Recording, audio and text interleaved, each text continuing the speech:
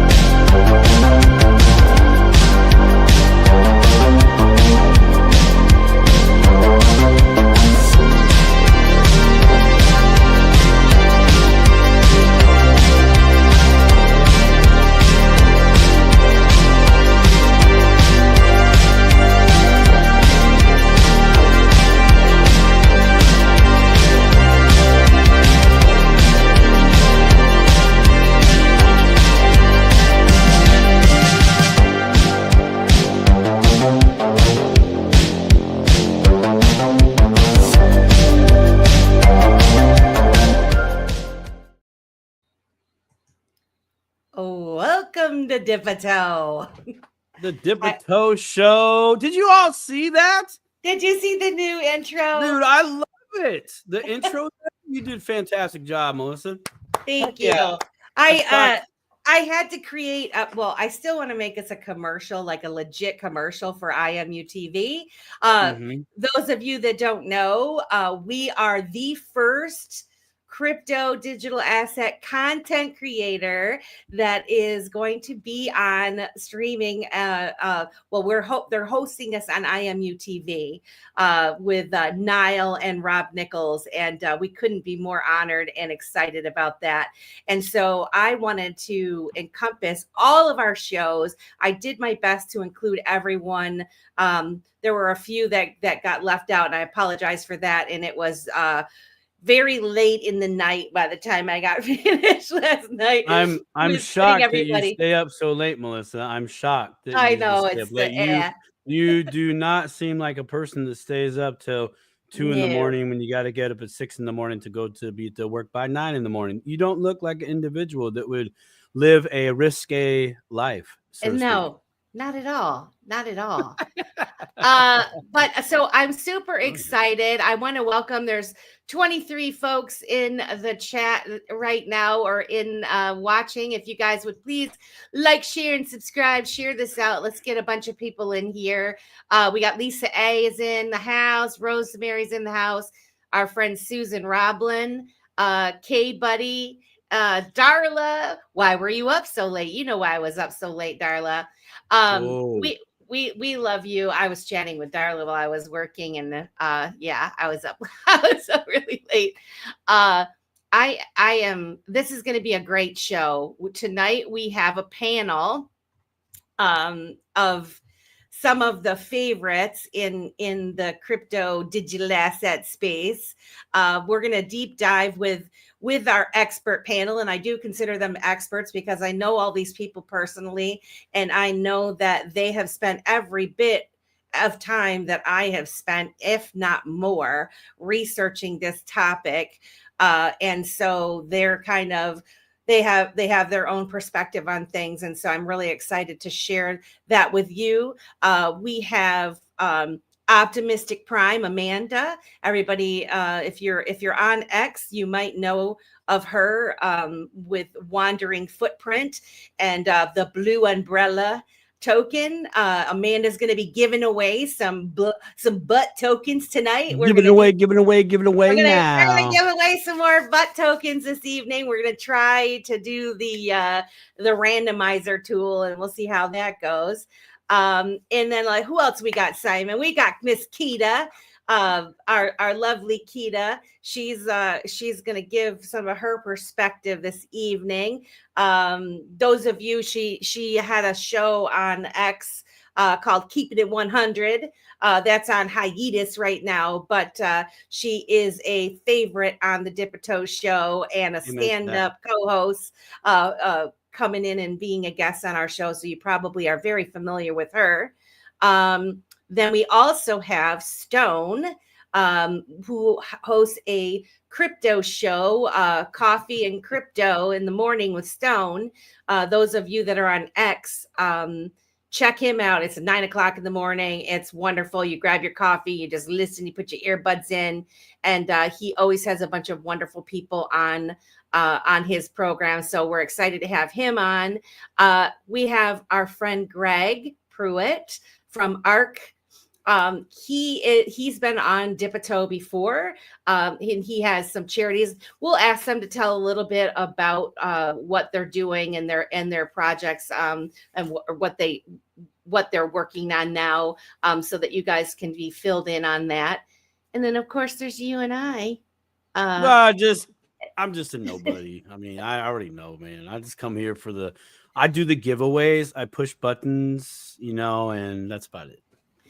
Becky says, what time zone? Yeah, Coffee and Crypto is at 9 a.m. Eastern Standard Time. Yeah, it's a great show. It goes a couple of hours. If you're on the West Coast, you're going to be about 2 hours late to that show, getting up and getting your coffee and doing all that jazz. Yeah.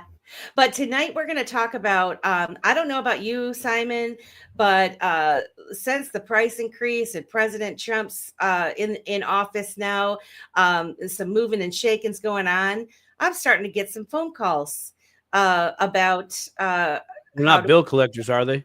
No, they're people saying, okay, good. How do I buy XRP, and how do I buy Bitcoin, and how do I, and what should I buy? And so I thought that'd be a perfect time to talk about, good topic. Good yeah. topic. And then of course, for those savvy crypto holders, we're going to talk a little bit about exit strategy. And then finally, I kind of want to touch on the whole outburst that happened last week with the Bitcoin folks really upset about the proposal of something other than Bitcoin being in the strategic reserve. And so I think that is a fitting topic to touch on. So yeah, it's going to be a pack-filled show. Super excited. It is. I think that third topic you're mentioning there, that's really going to push the 3, possibly 4 hour mark on our show. Even though we're not trying to take it there, I mean, I can just feel it in my bones because it's a hot topic. We all have different perspectives, especially the experts we have here tonight, which is like, I mean, real talk, this is the new experienced individuals that are coming out into the public.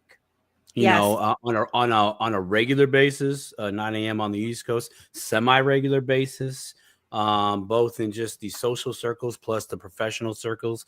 And so basically, in my opinion, we have the experienced, fresh voices that are going to be here tonight, plus all our seasoned Dipitoers. We got a lot of them. We got Uncle Buster's in the house. We got Buster. Uncle Buster, I love you. I want you to sound now, Buster, move. Florida, God, I really wish I had my turntables and my box right here. That would be fire. That's Susan great. Ravlin. Yeah, smash it. Yeah, Florida Man Landscaping, love it. Well, what do you think we get these guys in here? They're jumping at let's the bring bit. them in. Let's bring them in. I'm down. Backstage. All right, so let's go. Hey, folks. Hello, beautiful friends. What's up? How we doing? Welcome to Not Coffee and Crypto. Welcome to Dipito. Look at you guys. I know. Well, we appreciate you guys all. Hi. Hey, is it just on your screen or my screen? The comments are on Kita's face. Oh, geez. Well, her show is on hiatus, so we thought we'd do the same thing. Kind of like she's at a secret location. She's in Vegas. Hiding in the corner. I am sorry everybody. about that. Hello. No, you're good. Do we like this better? Because then we can do this. Yeah. Although we're just so small, though, that's why I liked the bigger one. But we'll do this so we can include, because I'm sure that folks in the audience are going to have some questions and comments. But before we get to that, I kind of want to go around the room, and if you guys could briefly introduce yourself. We'll start with Stone and then go Kita, Greg, and Optimistic. Welcome to Dipito, Stone. Hi. How we doing? So I'm Stone. I host a show Monday through Friday called Coffee and Crypto with Stone. And I'm in the business of connecting people. I Yes. introduce developers to other developers. I answer questions when people want to know, what's a Zaman wallet? How do I get one? How do I buy a token? What's a trust line? I really focus on the easy questions.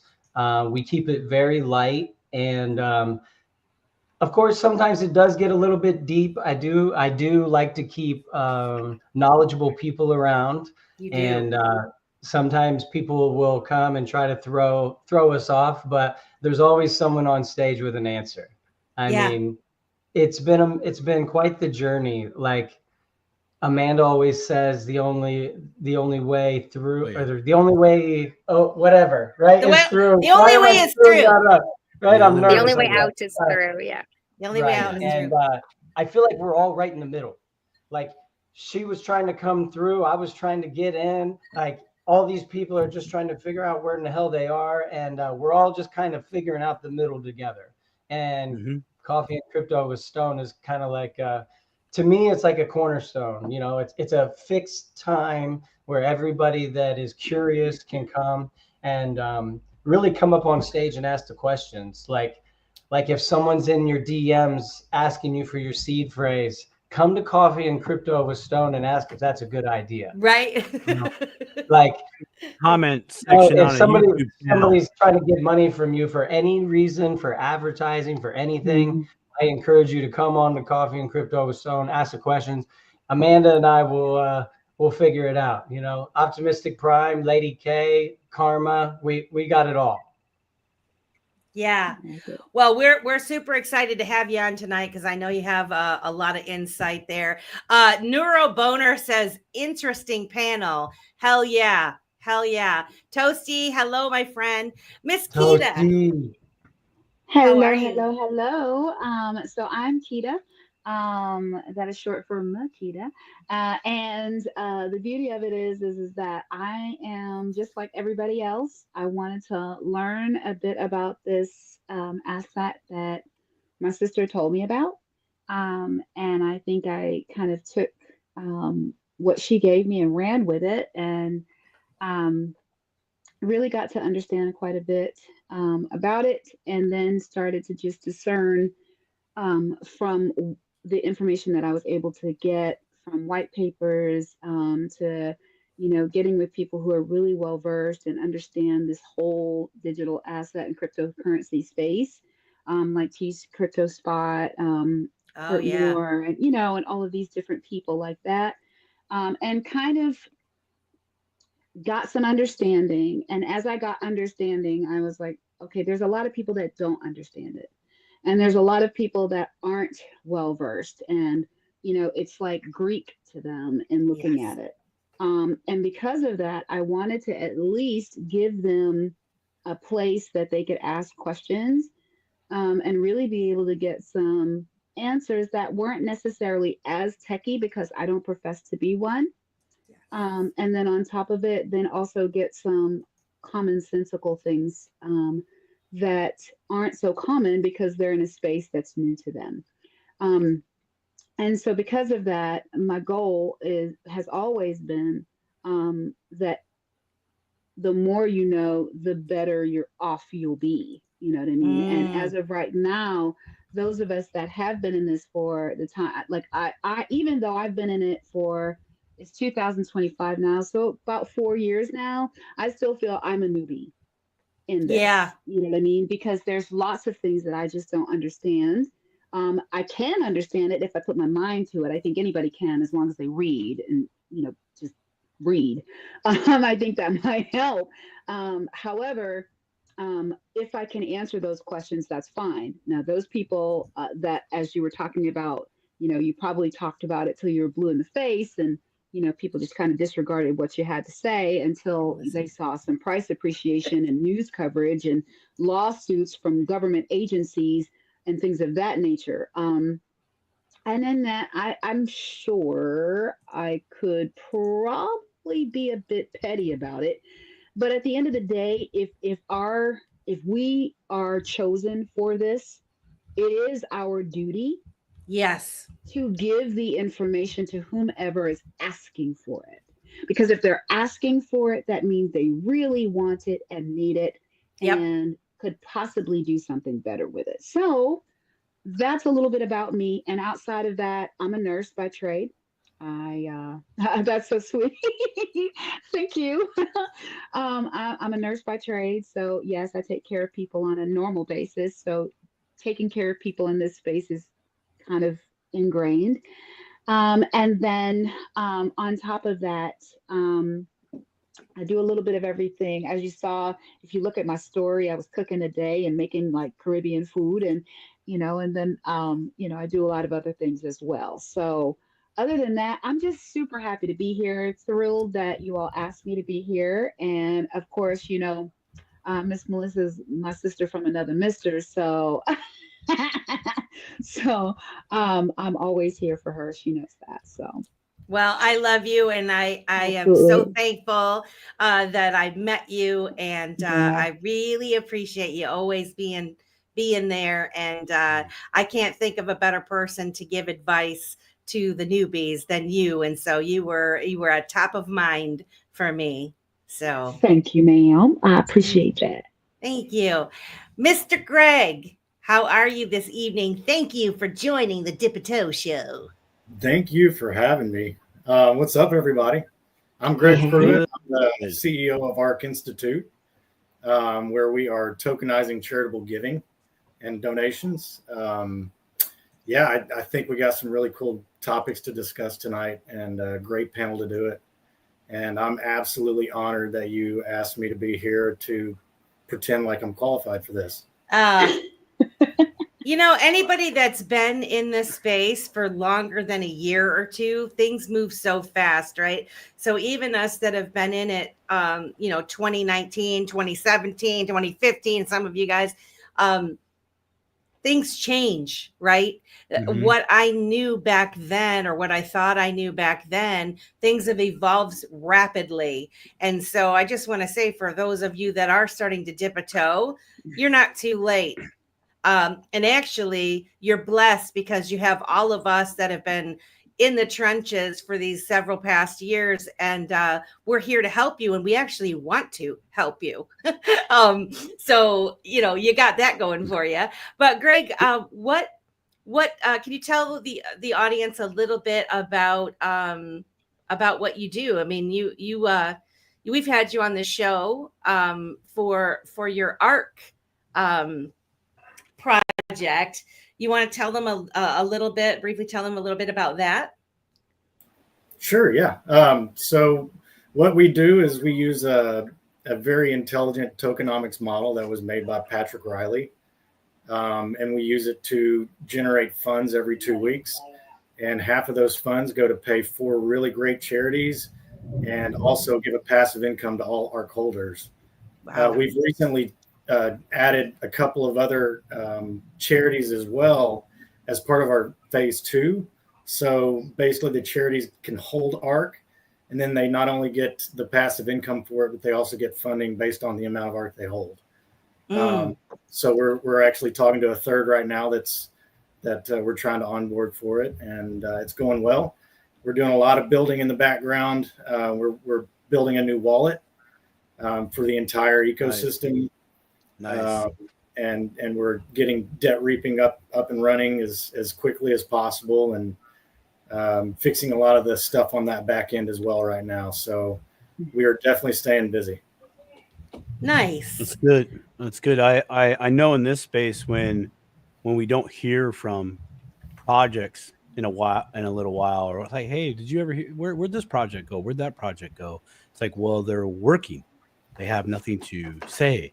They're busy, so that's awesome. Love to hear that. And congratulations on being let out of social media jail. Just want to say it's good to have you back. Yeah, it's good to be back. That was a stressful time for me. I'm sure it was. And hey, also, by the way, your delicious XRP cookies have shipped as of today, and I will email you a tracking number. Awesome. That's awesome. Are you explaining explain this thing about this cookie? What's this thing about a cookie? Oh, I'll bring it up and I'll. I thought that was a gift for being on the show when we were all getting XRP cookies. I thought I was supposed to get some cookies. I'll Well, drop my shipping address. Now I can take up the address. So here's the thing. So our first winner of the cookies is she's in the chat. She's a guinea pig for these cookies, right? So this provider of these delicious, awesome XRP cookies mix it up with Megan. By the way, you can follow her on Instagram. That's where she does her posts. And I can pull that up here in a minute because she made a video about the XRP cookies that we've been giving away on the show. So the first cookies we got sent out to a Montana address. Well, apparently Montana likes to drag their feet over there at their United States Postal Service. Yeah, I know, man. I know. So they've been there for 10 days at their post office, going back from one side of the state to the other, and now they're on the way back. So be patient on the cookies. So gotta be as guinea pig number 2. We're gonna see how that state does their and this is why the blockchain distributed ledger right. for the giveaways. But yes, some cookies. We need to tokenize these cookies. I know. I spoke to the creator. I'm like, look, can you make these? And in fact, here, Miss Keita, I don't know if you're aware, and this is the cookie. See, this is what I'm trying to say. You don't need, okay, so first of all, full disclosure, you all don't know that I went to school to be a pastry chef some years ago. Okay, then this is great. I'll send you some because you're gonna break it apart and you're gonna tell it. You're gonna be able to provide some feedback. This is a basic, real life, physical reality beta test. That's what we're doing. Toasty wants to know if they're special cookies. No. They're not. They could be. I know how to do that, but we're not doing that because you know how we are. We get busy. We leave them out on the table, and there goes the 4-year-old, and that 4-year-old. Oh no. Is out to lunch, but it'll be probably the most quietest day that parent will ever receive in that child. I gotta tell you something real quick. Tell me. My sister used to go visit my mom all the time, and she'd leave some of her cookies in her freezer when she went. And one day she went over there, and the whole bag was gone. And Heather was like, "Mama, did you eat my cookies?" And she was like, "Yeah." And she's like, "Well, how are you feeling?" Because she ate a whole bunch, and then but it was pretty funny. But she was okay. But she was very calm. She was very calm. I'm sure she was very calm. I bet she was. I bet she was very okay. I bet she was very chilled out. Oh, our beautiful friend Kristen's in the house. Adrian Hello. Z. Neuroboner is saying that Simon says wear plaid. So yeah, the plaid is because I'm down in the studio, as in downstairs, and it is about 19 degrees. So we gotta make sacrifices. This heater's not gonna turn on because that's expensive. And I have more crypto to buy, so it looks nice. It looks nice. You know what's funny though? You want to see what's funny about this hoodie? What? Let's see if hold on. Or not hoodie. It's not just no, not a hoodie. It's not a hoodie. No, I usually wear a hoodie, so I default that. I bought it. Look at that one. Yeah. Oh, bam! All right, now, Stone, stand up. Show them your shirt. Yeah, I see it. The XRP window. Watch this though. So hello. Look at his little guy. Whoa, easy now. I've got one like that. I've got one just like Stone has. You're gonna make the ladies pass out on the couch, bro. I have one just like Stone has. Huh? So look. Oh, BTC. Very nice. So out of BTC comes XRP. We're going to talk about that later. Oh, absolutely, we should. We have 97 people in the house. Thank you guys so much. Please like, share, and subscribe. We met our 500 goal on our YouTube. Now we're going for 1,000 subscribers. It would really help us out. So go to @Dipito on YouTube and subscribe, please. Miss Amanda, Optimistic Prime. Welcome to Dipito. Please tell our guests a little bit about yourself.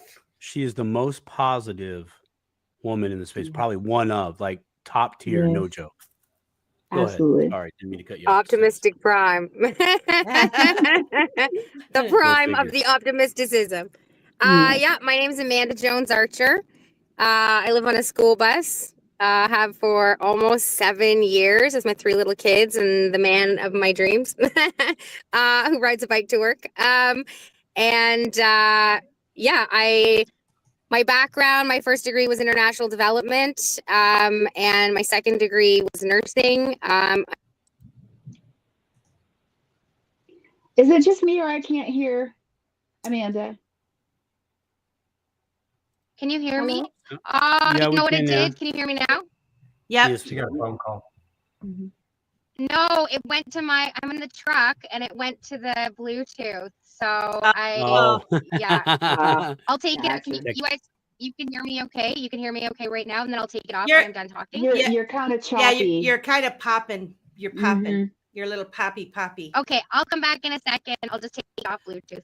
All right, while she's taking off Bluetooth, I want to mention something here, guys. So we did hear that Miss Amanda, Optimistic Prime, is going to be giving away some butt tokens this evening. But Now, in the Mhm. private chat, Mr. Gottabe says, feel free to give away some ARC tonight if we would like. Well, yes, we snap a would. doodle, I let's like go. it. And then Stone Man. said, well, shit, I got to give away some X meme too. So not only 1, but 3 token giveaways this evening. So we're going to have to, maybe, I don't know, we'll have to do some like rapid fire. You guys are going to have to decide how many you want to give away and what your word is, or how we're going to work this out. But and actually Uncle Buster, I got this off a year show because I enjoyed it so much. They have the coffee time with Buster and Berserker. And I really enjoyed how they were giving it away. I thought it was super fun. And so I thought we would try it ourselves here on the Dipito Show. Mm-mm. I'm back. I can barely Amanda. hear you, so I'm going to have to figure it out afterwards. But Okay. yeah, so my background, I said that, and I'm glad it all failed for me, to be honest with you, because I love my life, my little life. I've been building projects on the blockchain since 2021. I started my humanitarian project in 2020 called The Wandering Footprint. It started off as a tiny home show that got usurped by the apocalypse. And so I moved it online and built an app called the Wandering Home Directory. And then I started thinking about how I could have an internal marketplace with an internal token, which is what caused me to start looking at the blockchain, which I started on Stellar. And then I found a lovely group of people who knew more about XRP. And that led me, and then X got free, although it's not always free, in terms of Greg getting jailed, which really bothered me and upset me, and I'm really glad he got his profile back, but we'll talk about that at another time. So I ended up on X, exploring more about the XRPL, and I remade the Ohm coin, which is the one I made on Stellar, as the XOM token in November 2023, and it sits there and awaits the day that it gets free, because I want it to be perfect. And one of the things about this space is that you can only learn by doing. It's just so much information, and it's such a new realm of information that I find that you can talk about it all you want to, but until you dip a toe, until you get in the water, it ain't, it's too confusing. And so I built the Blue Umbrella token February 29th, 2024. And that's been my project for this year, essentially as a calling card to the dream of heaven on earth that I have. And so I've been focusing my time on that. And yeah, I mean, there's so much more, but that sort of summarizes me. I believe in heaven on earth, and I believe that the only way out is through, and together we can change the world. But, everybody has to be hero of their own story for that to happen. So thank you so much for having me here. I mean, Greg joked about not being qualified. When Melissa's like, you want to come and talk about a panel of this every time? I'm like, I don't know if I'm qualified. She's like, of course you are. I'm like, okay, we'll try. So thanks so much for having me here. It's so nice to see everybody's faces, because I'm sometimes co-host when Simon says if you're on the West Coast, you're 2 hours late. That is me. Probably 2 to 3 days a week. I wake up at 7:30, 7:45, or 8 o'clock and get to go on this phone show for 5 minutes or 10 minutes or whatever. But I usually make it at least 2 days a week and get to co-host and hang out with the cool folk there. And yeah, that's me. Well, thank you. And so are you gonna leave and come back and try to get your audio? Because your audio is people say they can't really hear you and it's very poppy. Oh, it's still really bad. Yeah, you know what? Okay, so I'm sorry to do this in real time with you, but because you've made me an admin, I'm very afraid of hitting the end button and then closing your show down. So can you kick me? Kick her out. Yeah, I'll kick you out. Yeah. Wait 1 second. You did it. She's not. No. Is she out of it or no? No. It won't let me do that. Would you check on your end there, Miss Melissa? I can remove from stage, but the edit name the and Bye Felicia headline button, I don't have that. I think all you have to do is hit leave studio. So I don't have that button. All I have is end. Oh, don't hit end. Yes, exactly. Maybe I'll just close the window. Maybe. Yeah. Try that. And then you guys can just take me off admin just to be on the safe side. Can you do that from here? I will work it out. Yep. Okay. Yep. Sorry for complicating matters. That's okay. No problem. This is real life. It is real life. Simon, you want to work out some deals with talk about the giveaway and while I try to do some administrative stuff here in the background. Sure. Well, we can do that. Since Miss Amanda Jones is not here, we can do a let's go to the private chat real quick. Because I want a code word. So for those giving away, Mr. Stone, Mr. Gotta Be, please in the private chat, please go ahead and put in a code word for y'all so I can put that into the special machine over yonder here, and then I will tell the crowd on to please enter that code, and then we will do the randomizer, and it will pick out somebody. Since Melissa's also doing that, I want to get your guys' quick thoughts on trading bots, or rather AI agents / trading bots. I don't like it. I don't like it. I don't like it. Which part? It's just, to me, I just feel like it's some serious manipulation in the market, and I just see a lot of people just getting wrecked behind it.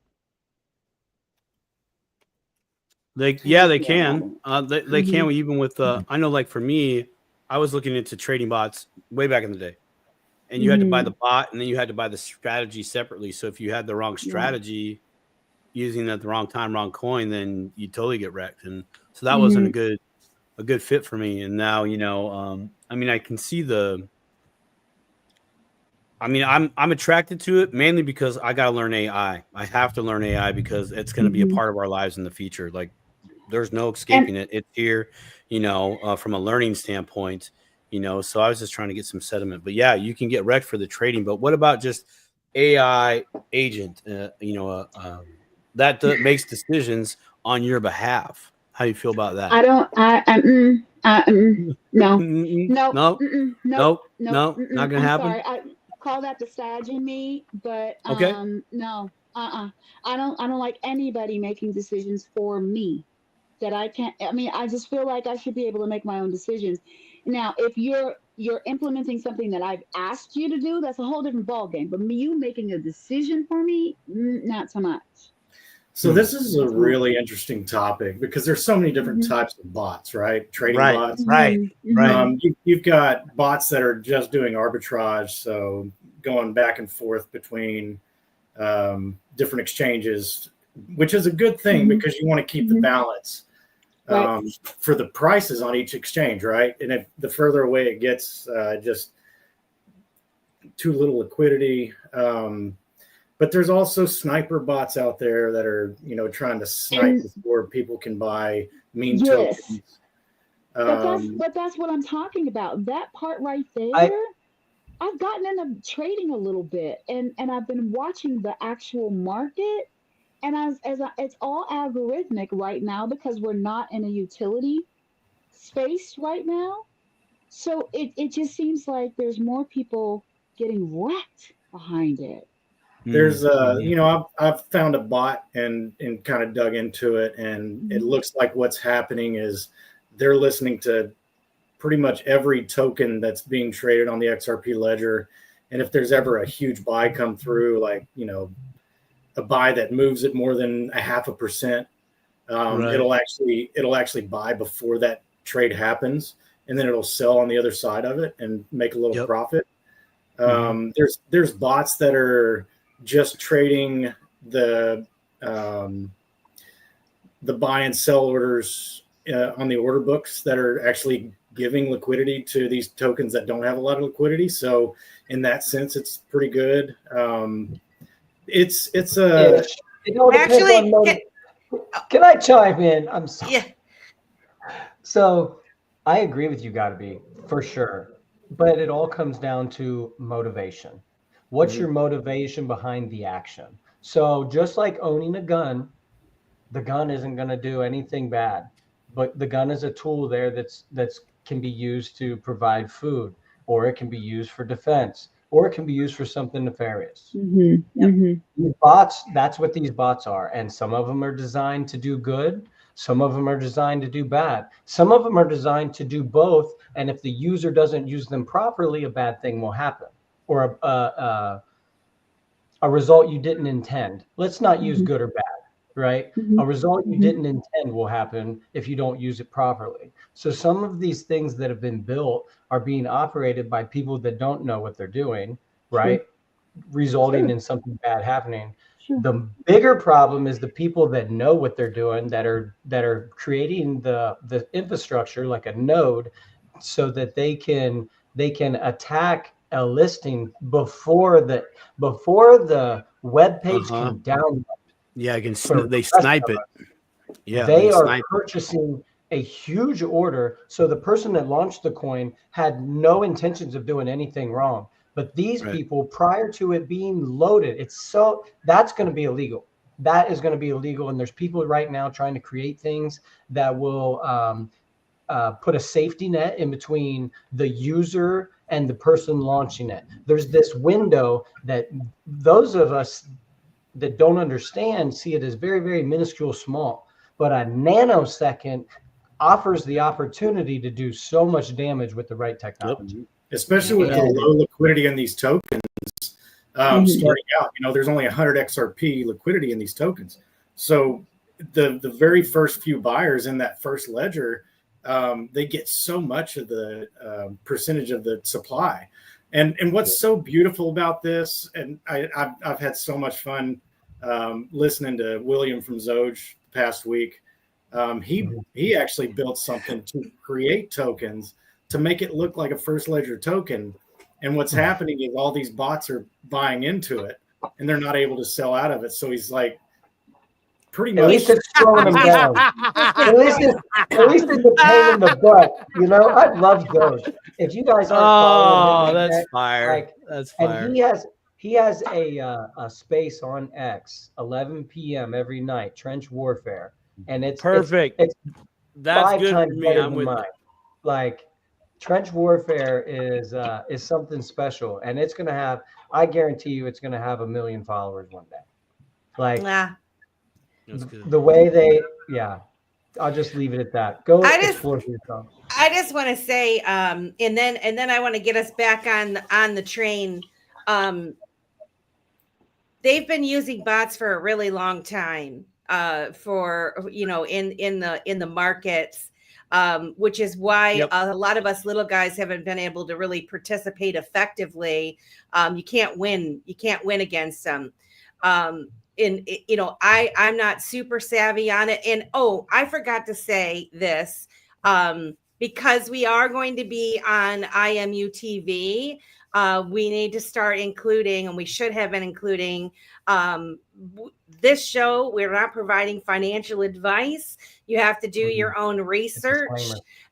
Anything that you're looking into investing in or utilizing, you need to go and talk to your professional that you pay to get that advice. We're not giving you, we're giving you our perspective and our experience, but crypto ain't for sissies, and you do have to do your own due diligence.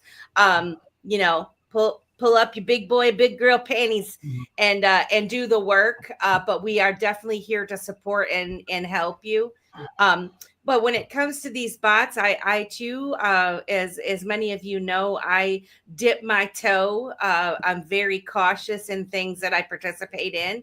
But through talking with Amanda, optimistic, in her butt token and wandering footprint, and getting your tokens listed when you create these projects, because there is such low liquidity, you do need to have that volume to keep your token in the know, so people can see it.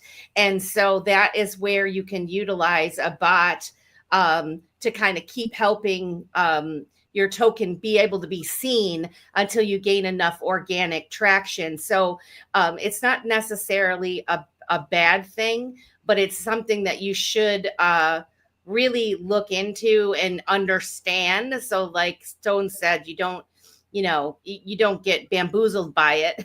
Bamboozled. Gotta get bamboozled, baby. Nobody wants to get bamboozled. No bam bam, no bam bam, no Gouda. No bam bam, no Gouda. That's really interesting too. See, that's the stuff that most of us really don't know that goes on. We just think, oh, it's there. Hey, I can buy it. Oh, cool. I'm gonna get rich or whatever. Hey, I'm gonna be able to go on vacation with this one. Like it's natural. We're human. We think that, right? Most of us are gonna think that, right? We're paycheck to paycheck. By the way, first giveaway, secret word is right there at the bottom. X meme, right there. See it? See it right there? See it down low? Yeah. Type it in the chat. There it is in the chat in case you guys wanted to see it. That's the secret word for the giveaway. But apparently you don't have to spam the chat. You just have to put it in there once. If you want to spam, if you feel like you want your little fingers need to do some venting, go ahead, spam away. Yeah. Do it. But it is you can spam X too. Yes, just for fun. Bye. But it's a valid topic. I like and I appreciate everybody's perspective there. Miss Keenan, I'm like, no, I want to make decisions. I think I'm with you on that one. I'm going to make decisions. Other side of that, Stone. With great power comes great responsibility. Good or bad, it doesn't change what it can do. It's your intent and what you're choosing to do with it. And honestly, that both of those thoughts I initially had, and Greg offering the insight, and I think that's so cool that individual baited all those bots, man. That's a play. See, right there, ladies and gentlemen, that's where technology, bad intention. Oh, you're gonna do that? Well, watch this.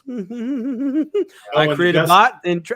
The best part is that he took the profits that he made from it and he bought a few of Zoj, bought some schmeckles and burned them. Oh, wow. Nice. Schmeckles? Nice. What's a schmeckle? So that I don't think people quite understand what we're talking about. No, so what they don't.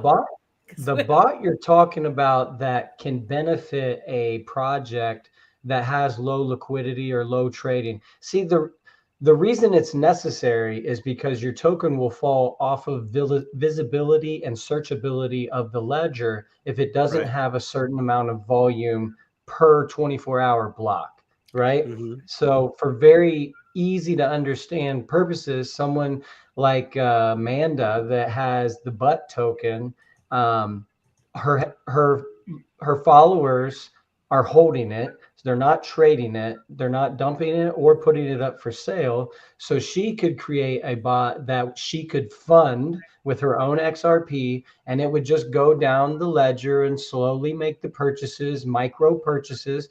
There's nothing nefarious about that. That's That is Optimistic Prime using a tool to generate visibility of her token. And in the meantime, she's providing liquidity to her project and acquiring some of her tokens that then she can later put up for sale and then repurchase again or whatever.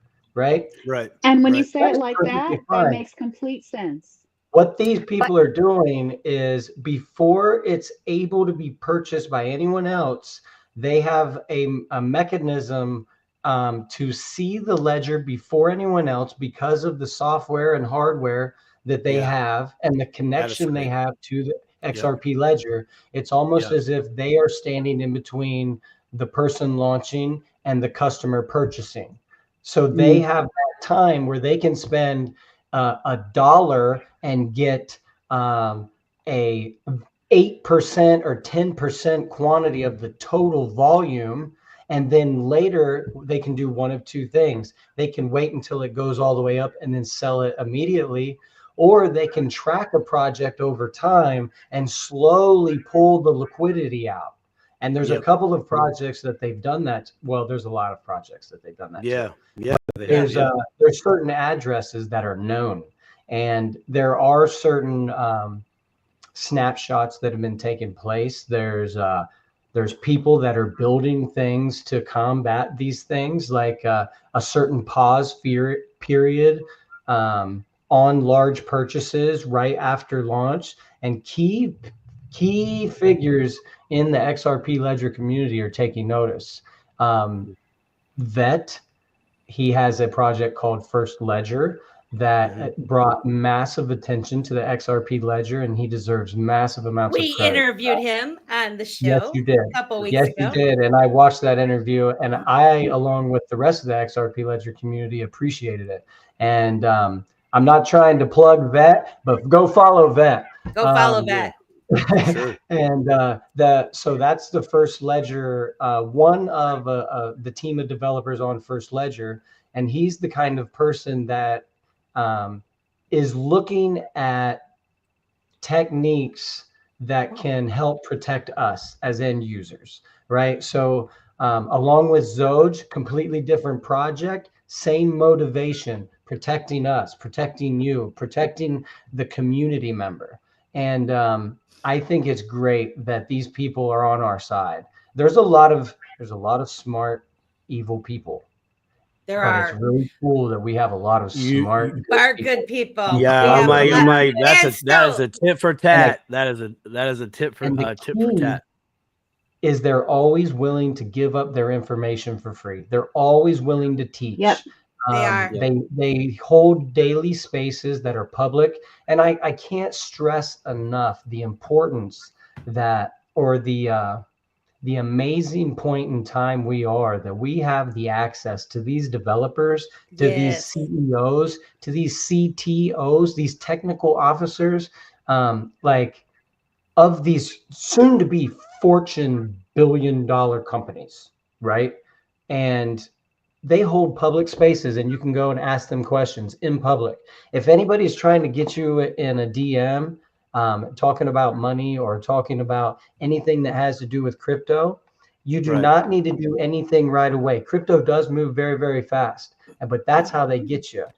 Take notes, tell them thank you for your time, and then come to a public space with somebody that has a reputation, right? Like Zoj, like Vet, like me, like Optimistic Prime, and ask us on a public recorded space if it's a good idea. Yeah. That's how you know you're going to get the right answer. So I want to get time. I want to get back to the topics at hand, and this, because we've kind of, for the folks that are new, that are dipping their toe, this seems way over. Like, I was just trying to fill the gap on something real quick. I just want to get some sediment.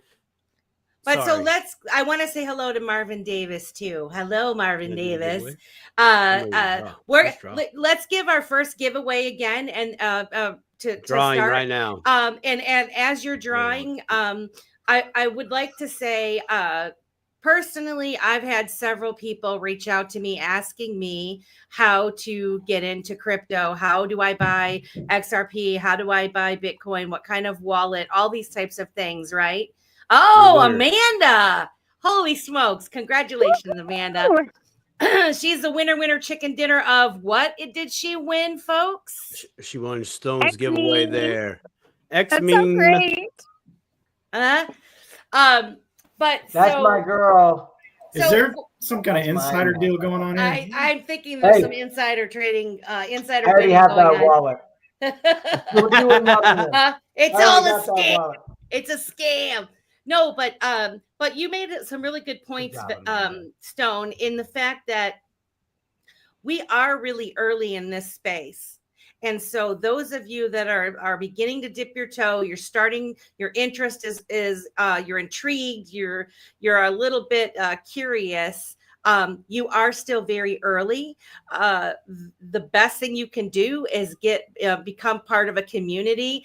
Watch Dip a Toe every Wednesday. Get to know some of us. We bring a lot of good people on the show, the people that we trust. We will introduce some projects. We can't say that all these projects and people that we interview are going to be great. Like we vet them as best as we can. But the fact of the matter is that all of us in this crypto space at the moment, we're kind of like the test pilot people. We're the guinea pigs of the space. We're learning together. And like Stone said, if you do frequent X spaces or listen to any of these conferences that go on or any of these shows, there are so many people that are building and leaders in the space that are giving their time for free to explain things. Because why? Because they want your interest. They want you to learn about this. They want us to work together and spread this adoption. And together we win, right? And so we are living in the most incredible time in your life, in our lives, where this is the most incredible opportunity that you have in front of you. And if you give some attention to it and do your own research and start getting part of these communities and talking, you can make some life altering decisions. So I just wanted to go around the room and see, have you seen an uptick in people that have normally ignored you for the past, 5, 7, 9 years, asking you, how do I get in crypto? And if so, what are you telling them? So we want to start with, we'll start with Stone and we'll go Greg, Keita, Optimistic, and then Simon. Yeah. Thank you. Every day. And it's so funny that it feels good, right? To be right. It always feels good to be right. But then it immediately makes me sad. Like, like even family members, they'll be like, well, we heard you talking about this, 4 years ago. We never had the money. I'm like, do you have more money now? They're like, no. And I said, but you're motivated. It's perspective, and it's like, I really wish my brother would have got in when it was 33 cents. I got my woman in at 34 cents. She didn't even know what crypto was. She didn't even give a shit what crypto, but she didn't care what crypto was, but she cared about me. And she understood that she believed in me, right? She believed my opinion was valid, and it didn't matter that she didn't understand. So she bought in. Right. And now there's people that I grew up with, that I went to school with, that I served in the military with, that I went to the gym with every day. And now they're coming to me and they're saying, oh, I wish I would have. I say, what? You wish you would have believed in me before? Yeah. Well, now it costs you, that lack of belief or that lack of action costs you a tax. And like I said, it's mixed emotions. I feel bad, and then I feel bad, I feel bad that you didn't get in, and then I feel bad that you didn't believe in me, or you didn't think that I was right. I know you're not supposed to use ego's bad, and like it wasn't me, but like if I do that, if I put in this much effort into something to figure it out, and then I share that information with you, at that point, you have to decide whether or not you believe in me if you don't understand the information given. Yep. If you've never driven a car and I tell you how to drive a car and I show you how the car works, you're going to get in the car and drive. But when I talk to you about finance and what the Swift banking system is and the corruption and what problem there is and that there's a solution already in place, you don't believe that? Pay your tax. Yeah. You should have believed in me. Yeah. I have to say that that really resonates with me, Stone, because we and I think we all kind of have had that. I mean, I literally have thousands and thousands of hours. That's such a sweet shirt. I want one of those. I have thousands and thousands of hours spent researching this, and my perspective has changed over the years because I keep expanding my thinking, and I keep, dipping my toe into different little spaces and learning, about interoperability and all of these types of things. And you're right. It is hurtful when, people just straight up ignore me. That's like, I was talking to, someone the other night, and I said, I feel like the Breakfast Club where Ali Sheedy, they were saying, like, what do they do to you? And Ali Sheedy says they ignore me. Nothing. That's what they do to me. They ignore me. But it's okay. Pay your tax. If you're giving some attention to it now, pull up the bootstraps and let's go. Right. Greg, what do you got? What, are you getting people calling and texting and emailing and asking you how they can get in to crypto? At least every day. It's crazy how many people I haven't talked to in a while. For the last 6 years of my life, everybody that meant something to me, that was close to me at some point, I wanted to take them with me on this journey. I wanted them to benefit just as much as I was. Right. Maybe half of them listened. The other half didn't care. And that's fine. I never took offense to it. I've got tough skin anyways. But now so many of those are calling me now and saying, hey, what do I do? How do I set it up? And I'm very happy to help them set it up, because I still want them to win. They're just not going to win as much as they could have when you could, get 2 XRP for $1 special, Right. Right. But I'm very, very happy and willing to help friends and family set it up. I've got an uncle who's been in the stock market for a long time, and I've been talking to him for a few years about crypto, and he just never once, he would make jokes to me about, how's your Doge doing or whatever. But now he's actually it's doing really well. Yeah. Now he's buying. Now he's trading with me. He's trading leverage with me, and he's loving it. And he's making money, and I'm just. He's like, damn! I wish I would have listened to you before. He could have been having fun all this time. He said if I would have listened to you before, he said I'd already be retired.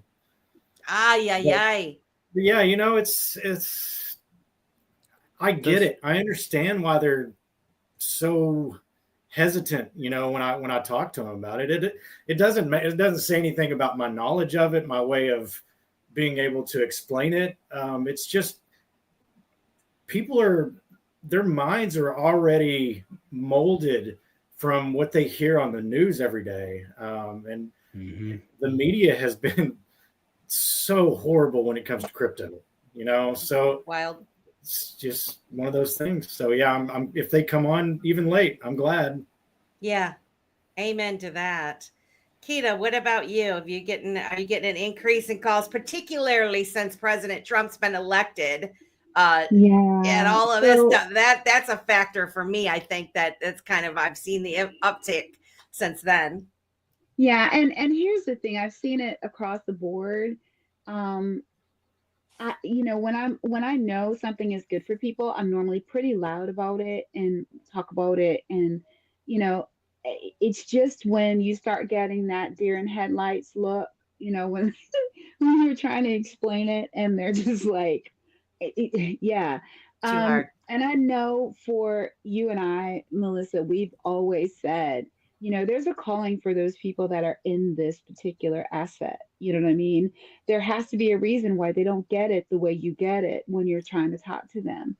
Um, so for me, when I was telling friends and I was telling family about it, I was very straight up and very clear. Hey, this is what it is. I'm telling you about it. If you want to know, I'm here. I have answers. I said, however, don't say I didn't tell you and don't come to me later. That's all. If you don't buy it now, okay, that's fine. Because what that then tells me is that you don't trust me. You don't trust my thought processes. You don't trust my intelligence or the fact that I wouldn't tell you something about, um, I have, I wouldn't tell you about something that would be bad for you. Do you see what I'm Yeah. saying? And so Yes. because of that, sometimes I take a little bit of umbrage to the fact that you didn't even contemplate, think about it or at all. And if Yep. that's the case, then I leave it alone. If you Yeah. come back to me later and you're genuine about it and you want to understand it, I have no problem telling you that. But my thought processes, and I said this to my family, look, don't come to me later. Don't come to me with your hand out because it's not going down. I love you so much, but it's not going down like that. So I do take that information. It's my job to give people that, I feel like, because he wouldn't have given it to me if it wasn't a reason for it. Yeah. I wouldn't understand it so well or be able to explain it to people where they can understand it if it wasn't what I'm supposed to do with it. Amen. So, because of that, I'm excited. And especially since Trump has been in office, because he is so digital asset and crypto friendly and has already said, hey, this is what I'm going to do. People were pretty pissed off about the fact that as soon as he got into office and the inauguration, that it tanked. Some of that had nothing to do with him. Some of that had to do with the algorithm that's in the market. If you follow the market, watch the market, you will see that these things are programmed in regardless. They feed, and somebody said something about emotions earlier today. And trust me, when they look at those things and they say, oh, Trump is, he's there and he's for the digital assets. The thing is you don't think about the fundamentals and what needs to be there in order for it to move. And that happens to be interoperability. And I know y'all are like, this girl is going off on a tangent, but No, go, baby, go. but- This is I America. want optimistic has a good reply to that, Mhm, and she's mhm. going to reference trench warfare and buddy. Okay. And all I'm saying is once you think about the interoperability, the fact that there's no regulations yet, right? We're still working on those. Okay. So if you're expecting to see something before that, you're I'm sorry, you're sadly mistaken. You know what I mean? There's other things that have to be in play first before there is significant price appreciation. And until people realize that, they're just going to be in this almost like a day trader to me. Mm-hmm. I Mm-hmm. was. Mm-hmm. Were any of you guys in the space today with Vet? He started at 5:30 tonight. He Mm-mm, had mm-mm, oh, where's my note? He had Austin King. He had mm-mm, Austin King on his show tonight, or his mm-mm, space. It was recorded. It was very, very good. He is the founder of OmniChain, and he mm-mm, originally sold his first company to Ripple. Not to get into mm-mm, all of that, but mm-mm, I got sidetracked way bad on that. I wanted to bring it back to what you were saying with the market and how mm-mm, Trump coin or whatever. mm-mm. So there was a couple of psychological indicators with Trump launching that meme coin. If you don't understand, I'll tell you. So basically, without saying it, he said that crypto's okay. Meme coins are scary, but they're okay. Solana is getting a hat nod because it was the first one that he put a meme coin on, and he has already embraced XRP Ledger with the RLUSD. And when Austin King was on there, we referenced some of the things that were talked about with Brad Garlinghouse, with about the technology that Ripple has, all the all the connections he's made with all the different banking all around the world. And basically that the RLUSD is essentially going to be the king of the stablecoin market, right? And the fact that Trump has XRP in this hand, and now Solana embraced in this hand with that meme coin. He hasn't acknowledged anything about it except for the fact that he nodded that his team launched it. Yeah. And we have that sound clip for anybody that missed it, because I needed it for the argument later. Anyway, my point is, well, not only that, Stone, is he went to the Bitcoin conference. He is included and had conversations with Bitcoiners. And so as far as I can see right now, just with the outward appearance is no one chain to rule them all. Interoperability. There's a lot of different, lot of different things going on. And so it doesn't appear to me that he's chose a favorite, that he's picked a favorite, which many groups seem that they want. We don't want that. You don't want that. You don't want anybody in government to pick a winner and loser. And so the way that this is all unfolding, I think it's being handled delicately and the way that it should be. Maybe some people don't like it, but there's a lot of people in the world, and different strokes for different folks, right? And that's what we want. We want to be able to operate with each other the way we choose to do so. Yeah.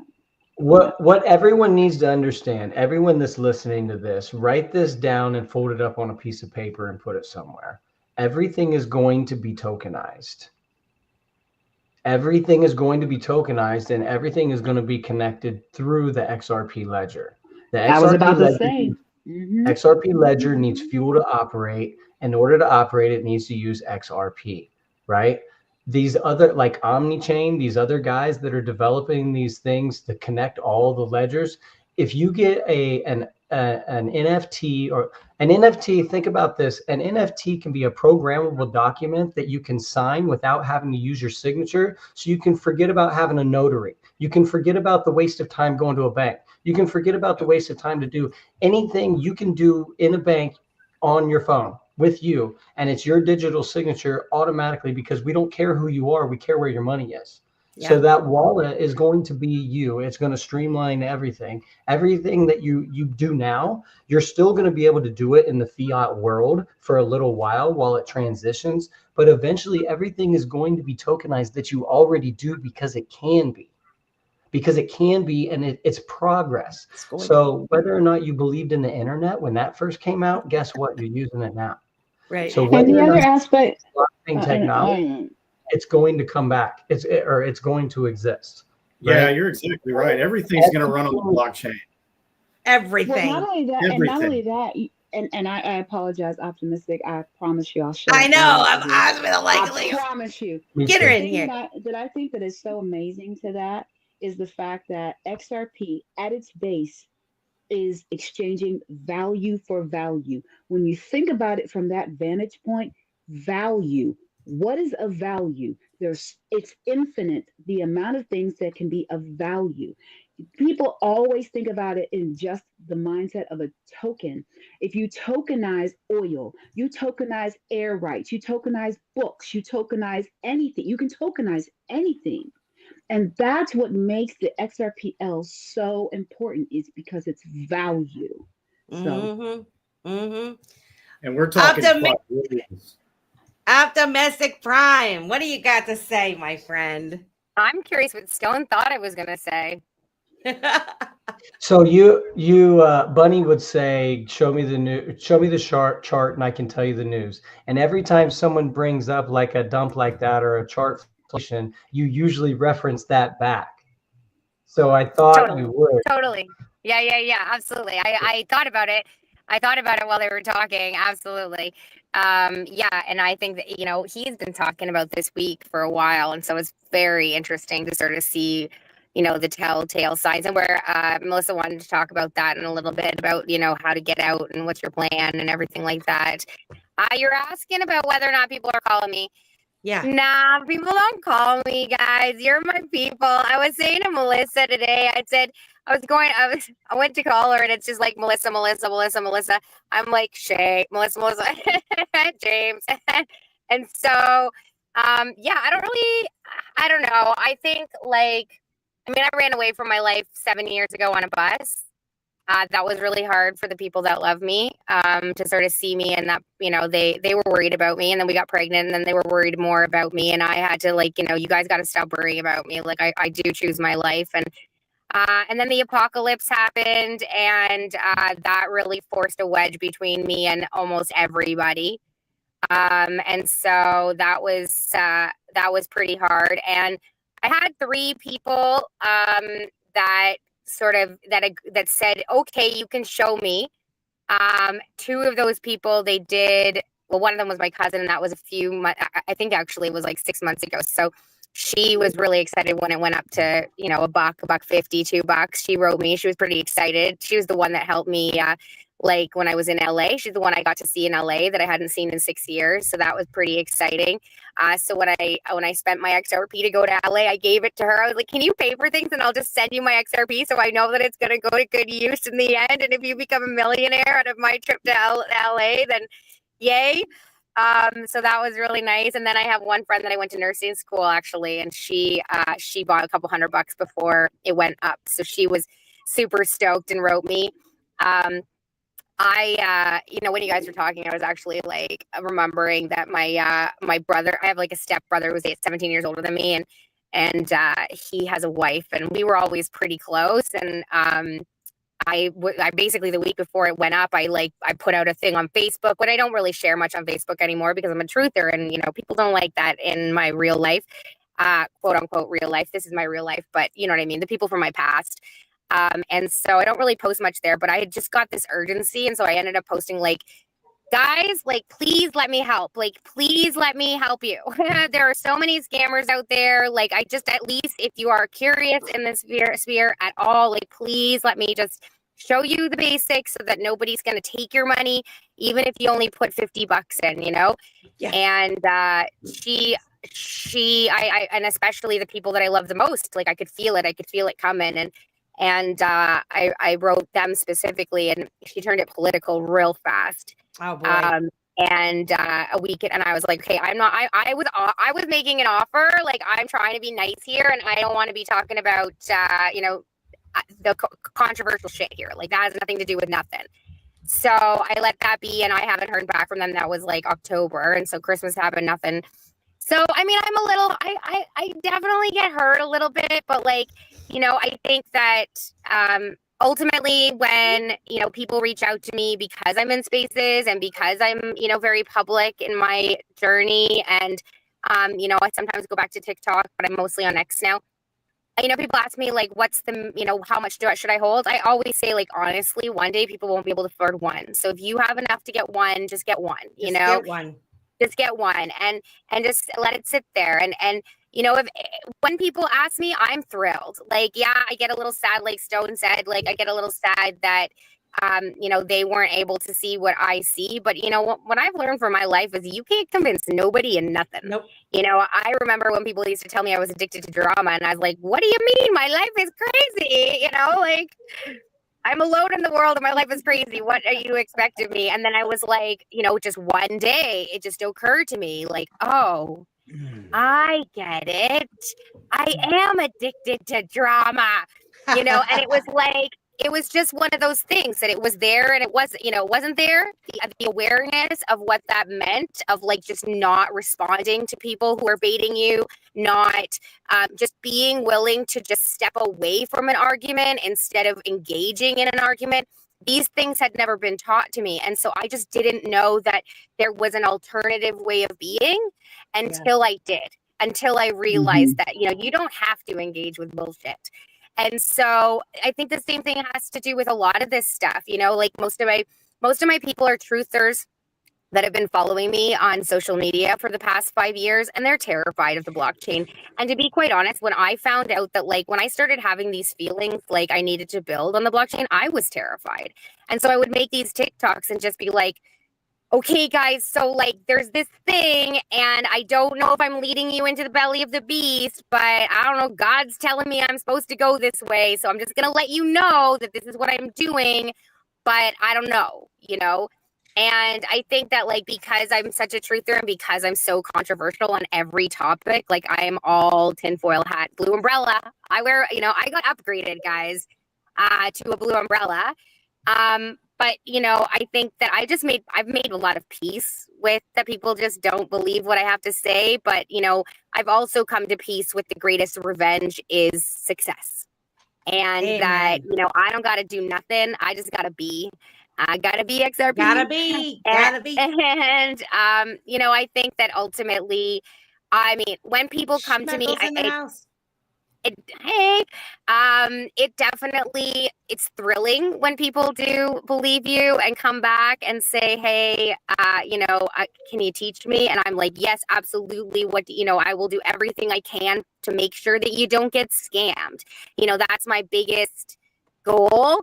Because we've all been scammed, and there's so often people come in, you know, a lot of people find it, you know, show up in stone space. I got scammed. What do I do now? You know, and you're just like, damn it. So, but I can see that the energy is picking up, and I can see it from my friends, and I'm really excited for people, and I'm really excited. I know, I think ultimately for me, it's like I'm always living in the like, man, I just wish I could get more. And just my final thought is, to be honest, that's why I built the Wandering Footprint like the way I did. Is I felt like, okay, they don't believe me on the health thing. They don't believe me on this. They don't believe me on that. Okay, they're not going to believe me on the crypto. But if I'm right, I want to help everybody. You know, I want to be there in the end for everybody. And I think that that's probably the hardest thing about my project still being so, you know, hidden from the world, is because I keep thinking like, I want to accumulate enough so that I can help my friends and family out. I want to have the farm where I can get everybody tiny homes. And, you know, if you didn't get your XRP, well, I'm definitely going to get you a little house, you know? And so that's the hardest part about it. But, yeah, I mean, I'm excited that people are starting to see, and I definitely feel more validated these days, and I'm a lot more vocal. Like, I'm right. I'm right. Thank you. Yeah, that really resonated with me. And one of the things about being in the crypto space, and you were talking about drama, and you didn't know, when you start driving your attention towards something else, this does take up a lot of time to educate yourself on it, and so it's a positive thing. And then you start growing your network, and you start getting attached with those energies that are moving in the positive direction. And it just kind of creates a chain reaction. And so what one of us doesn't know, the other one does know, because we're all individually researching. And so, you know, I stopped trying to get people like, if you want to watch my show, if you happen to know me, and you decide you want to dip a toe, watch the show, and you'll see that there's a whole bunch of us out here wanting to help you. I did want to say hello. We got Mark Anthony watching in the Philippines. He's watching the live stream on X, and I don't think X comes in, at least the chat. I didn't see him in the chat, but I see he's the one that made the dancing. Yes. Yeah, he did. He made my thing. Thank you. Mark Anthony has sent me a couple of songs, and I immediately connected him to Niall over at IMU TV, Collectibles, IMU Collectibles. And for anyone that's watching on YouTube or any of your other channels, I know you're on like 9 different platforms, right? Yeah. Make an X account, formerly known as Twitter. Make an X account, because a lot of information is shared there openly, freely. Yes. And your Telegram, Discord, some of these places you're going to get taken advantage of. Come to an open place and be educated by someone that's not afraid to show you who they are, right? Amen. We got a new member of the family. Hey, Bess, my people, where have you been? We've been right here, my friend. We're here every Wednesday. Dip a toes here every Wednesday. Crypto Glamma TT's here. Hello, my beautiful friend, Daddy Mark and Nice. Zach. Zach and Zay. I hope I'm saying that correct. Welcome to Dip a Toe. We appreciate you guys coming. Simon, I'm really curious to hear your thoughts on this topic. We have 162 people listening. Hey, Melissa, check your DMs. Amanda texted me and said that she wants. Well, you need to Check read the my DM or DMs. put it up on the screen. She wants Okay. to donate what she won. She said, "Was Oh. that real?" I'm like, "Yeah, it was." Oh, yeah. Speaking Okay. of that, did we put My the Amanda. second word? Did we set? No second word, because this guy is waiting for a decision to be made. It's been made, and now I can draw again. Why I Okay. tell the Dipatowers my thoughts on this topic at hand. All right. So Nathan. Amanda, thank you so much for donating it, and I did see that in the private chat there, Stone. I was just waiting patiently for my turn to get the mic in my hand because Melissa knows I don't shut up. So let me By the way, we'll his do a best quick. name. Here we go. Bam. We're gonna draw again real That's my quick. girl. There we Hey, go. and There we she go. is, There we go. Amanda_XRPL on X if you want to follow her. Whoa! The Renegade. Renegade, nice. All right, congratulations. I know who the Renegade is. So I can connect you and him for those tokens, Stone. Hey, in fact, Stone. Cool. So how does the winner claim their prize with you, good sir? They need to download the X Meme Trust line. Okay. And if you don't know how to do that, we could walk through that. You connect your Zaman wallet to either Okay. XP Market or like X Magnetic. Okay. And then you type in X Meme in the search, XMEME. It'll pop up. You scroll down through past the overview and select Trust Line. And then you sign that Contact on your Stone Zaman on wallet. X. That's And cool. then give it to you and I'll send it to you. Perfect. I know who the individual is, so I'll reach out to you with them because they're gonna need a little bit of hand holding along the ways. No, tell them to come to Coffee and Crypto tomorrow, and we'll walk them through it all on all stage. right, perfect. I'll let them know. You He's an guys, East Coaster, so that's good things. this is crazy. We gotta step this up. It's 9:30. I told you it was gonna be a 4-hour show. Y'all thought I was playing games. I just got a DM. I'm about to go get some coffee. Go get some coffee. I just got a DM from XRPTTM, which is in the chat, you guys. It's Jay. the FML. Jay, he's one of my favorites. In support of FML, will donate 3 NFTs to your giveaway. Holy so shit. I gotta do a screenshot of that so that you guys can see that. So Hey, wow, can I be entered? Can I be entered in the giveaway? I want to be entered. Me too. I got a comment, bro. Hello. I want to be entered. When you get the secret word, you're not gonna know. You're not gonna know what the secret word is.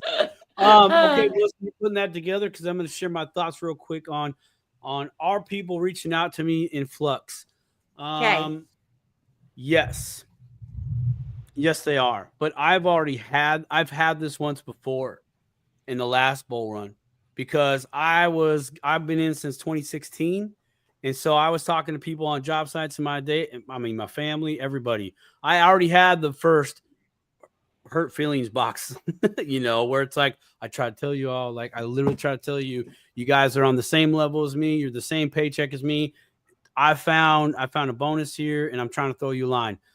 The next go around, some of them, again, probably what we kind of talked about, price goes to $3. Oh, now you want to come in.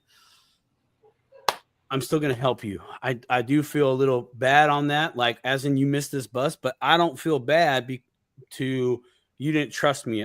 That I don't feel bad about. Yeah. Because I have been given information throughout my whole life. And I'm sure that, man, Simon, if you only would have done this, it'd have been cool. They didn't have hurt feelings. And I've gotten tough love on a lot of things. And the individuals that I listen to now that are just successful, wealthy individuals, successful business individuals, there's no emotions. So I gotta be I'm down to help you. I'm going to get you in. But I recognize that that's their decision to not, and that's a part of their journey. They have to go everybody gets a turn on the I missed the boat. Everybody gets a turn. Everybody gets a turn on they said this in the news. How come the price didn't go up? This was the reason why the market took a dip today. No, not at all. No, it ain't. Here, let's go back through current events and I could show you. Everybody has to come to that truth, that realization for them. I'm still going to be that hand out there like a what do they call a flotation device out in the middle of the Life provides. I'm going to be right there. I'm going to be right there. Just because you can say, I told you so, doesn't mean you should. It doesn't mean, it doesn't mean it doesn't do any good. And I work with construction workers. I'm like, you know what I could do right now, right? And they're like, yeah, I'm not going to do that because I'm happy for you. You finally took my hand, and I'm literally going to be a part of the next chapters of your life. I get to be a part of that. So thank you for that opportunity. I really wish you were in a different room with me right now. Yeah. You will be on this next go. I promise you will be. So just listen to me. What you take from me what you can, apply it to your life because it's the real journey. Okay, don't let all this noise out here deter you. If you're in, you're in. Good. Go at your pace. Do what you can because everybody's going to come up different in different ways for different reasons, different seasons. So that's kind of my thoughts on that. Well, and that's fitting too, Simon, because we got All Out Airguns PCP, who is a new watcher of the Dip a Toe show. It says, hey, y'all, brand new to crypto, lost $100 on the Trump meme coin. You're down $100. Yep. Yeah. They're brand new to crypto and they're trying to learn. They don't want to get burned the next round, but he's a guy trying to learn and start off by putting $20 and $50 in at a time, which is exactly small ball. Learn it. DCA. And one rule that Simon taught me that you don't lose unless you sell. Cash out. That's right. That's the thing. That's the thing. And so you're in the right place. All Out Airguns. You're in the right place. Come back every Wednesday. Follow all of us on X. Go to Stone Space in the morning. You're gonna XRP baby. XRP, not Trump coin. After you're done learning and your head hurts, come to Gotta Be Karaoke and on Saturday night. Amen. Hey, tomorrow night poker. And that's right, you got the poker too. That's cool. We have so much fun. And we got I still got to stop by and do some YMCA at Gotta Be's party, man. That's almost like the Saturday nights usually like like date night or family events, and I'm like, oh man, there it is. I can't be up in my mom's house. I need the green. I want to win. I want to win. Green laser eyes. The green laser eyes ice cream. I want to win these, but so are we eligible? I don't think we're eligible, but 3 lucky winners are going to be. So this is you got a code word? I think code word. Just a simple yes. I think the code word is going to be $FML. Don't tell the crowd. They'll jump in and put it. It's got to be a secret. It's not a giveaway if you tell them how to win the prize. Yeah. Well, I'm just saying. Well, so when we're ready, we could just do that, and we'll just do like 3 separate drawings for it, so that way, 3 people. Darren Baxter, hello. We've got a lot of new people watching Dip a Toe show tonight. There's 187 watching. You guys, if you would please, it would be so awesome if even half of you went to our at Dip a Toe on YouTube and followed our channel. And help us get to 1,000 followers over there. That would be fantastic. Simon? Secret word, please. Secret word. Well, we're gonna do Greg's because Greg is up next, and Greg. I got his. I got his. I'm gonna put that. I'm gonna put that. And ladies and gentlemen, I'm gonna put it on the ticker that's going to be down low. You're going to see a ticker, a banner that's going to go by the screen. So that means you're going to have to put your bevy down. You're going to have to pull over to the side of the road real quick. If you listen on your earbuds at work, you're just going to have to look at that phone and look at the ticker. Give it that's to where me. the secret word will be. So Give me the secret word. I'll give you the secret word. Keep your give it to shirt me. on. Center of the system. Touch us. Ladies could be driving. We need you to keep your shirt on.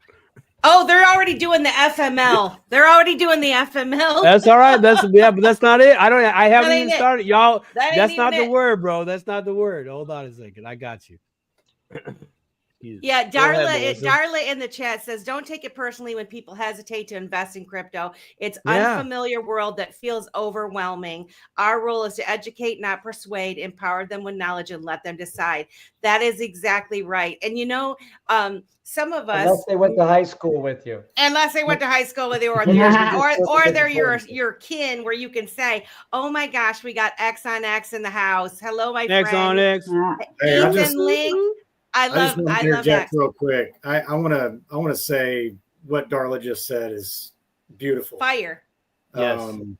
I just want to give a shout out to her, Darla and Ryan. I just got back to Arkansas from California visiting them, and they helped me out making my commercial for ARC for IMU TV. That's awesome. They are just the best people in the world, and as a matter of fact, I don't know if you saw it on my X account, but they're the reason that I got to have dinner with Rosie Rios. Rosie Rio. That's cool. I'm totally fangirling over the dinner with Rosie Rios for sure. I can only imagine what kind of a conversation that was. It was pretty crazy. I was kind of So after the dinner, then, would you say that most of us, maybe on the show, in this chat, are pretty much on a solid path and just stay the course? Okay, so we did ask her some tough questions. That's good. And I will say there was a lot that she couldn't say out loud. Of course. But her facial expressions said everything we needed to hear. Stay the course, people. Stay the freaking course. Stay the course. There you go. Not financial advice. Hey, here's not financial advice, but I'll tell you what made me feel good was when I heard, I see the word. I do see the word. Okay, all right. I'm not going to give it away, but I see the word. What was so that was good. Anyway, play the song. Give it away, give it away, give it away now. Give it away, give it away, give it away now. Get away, get away, get away now. So a long time ago, I started taking my paycheck and just immediately buying XRP. And then I would, whenever I had to pay for something, sell a little bit, pay it, whatever. And it was funny when I heard some speakers over the last 2 days saying that they were doing the same thing. And these are guys that are in fintech. These are guys that are in the financial industry. And I'm just like, it's just a little reassuring to know that you're not crazy, like this is the future of finance. And yes, it's okay that we're this early. It's okay that it's scary. It's okay that. So another thing is having to jump through these hoops. You're getting paid for that effort. You are getting paid for learning. You are getting paid to show up and listen to the updates and the things that are changing and learning about an NFT now when it's a cute little monkey.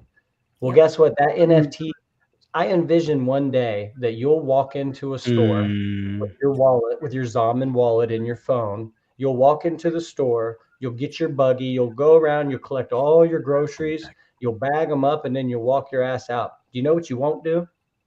Interact with someone.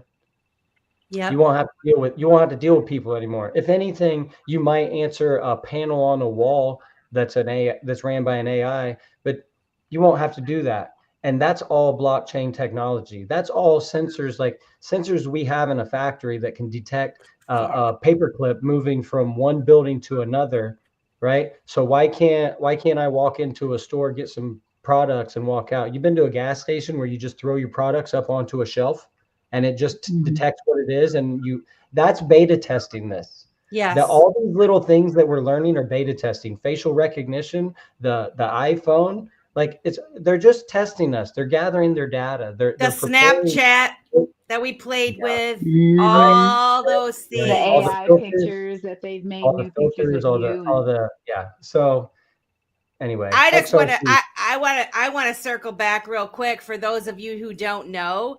Rosie Rios was the 43rd treasurer of the United States. So that's no joke. She's on the board of Ripple. Her name is on the money. Her name is on all of our money in the United States. So take a little gander, look who signs your bill. So if any of you are new to crypto and XRP and some of these other projects, the likes of Rosie Rios are on board. They understand the train has left the station, and in 2025 is going to be a significant year. But I agree with you, Stone, is that, you know, back in the day when internet came out, you know, I'm old enough to remember having to use dial-up, and there was a local internet provider in downtown, and you know, you'd have to go and set up your whole internet in your email and stuff. And this is before, you know, Google came out. You had your email through your internet service provider, and we kind of learned some of the back ends with that. Well, then the technology was developed to where you didn't have to know any of that. You just, you know, you've got mail, you know, you started getting the America Online and those things, and MySpace, where we were building our own little web page in effect, you know. We were teaching our stuff. What's that?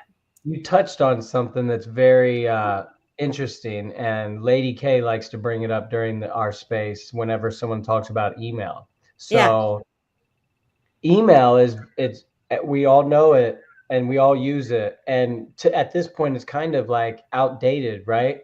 Yeah. Did you know that when email first started, your AOL couldn't talk to your Yahoo? You're right. You couldn't. So you couldn't even send it. Until that happened, it really didn't catch on. That's the same thing with crypto, people. Yep. Think about it. Same thing. The same hurdles that we have to go through, the interoperability, the connection. And when that happens, and when they take all this barrier away, all the pain of learning how to use a wallet and do the seed phrases and all these things that are cumbersome and a pain in the butt, when all of that goes away and all you have to do is connect to an interface and it's childproof, like an iPhone app, at that point you're late. So the stuff you're going through now in order to connect to these things and to purchase it, when it's real easy, that's your payoff for the effort you're putting in today. Yeah, that's exactly right, Stone. And I want to add to what you're saying as well, because it took a couple of decades before we had that interoperability with the internet, right? But you have to understand the way technology works is not linear. It is exponential. And we are on that rise at the end. So what used to take 20 years is going to take 4 years, maybe. Yeah. Well, we kept saying that for the past 4 years. I'm always shocked. I'm like, it's crazy how much slower that I thought it was going to take, but then how much, like, you know, faster it is when you actually put it into perspective. I did just want to jump in here because, you know, Stone, when you're talking, I'm hearing my truther side, and I'm hearing, you know, all the years of being terrified of all the things that you're talking about are so great because they're coming our way. And so I'm just curious if you could, because I know that you guys are, you know, you're quite aligned with the way that I think. I'm just wondering if you could just maybe, you and Greg and anybody like Melissa, Simon, anybody who wants to just like reiterate, like, why are you not afraid of this? Because like one of the things that was mentioned to me this week that was really helpful on one of the spaces yesterday. Oh, sorry, you're doing your thing. No, go ahead. I'm just paying to keep talking, girl. I got to give away prizes, even though we keep running. I'm gonna go for it. Congratulations, Susan. That's awesome.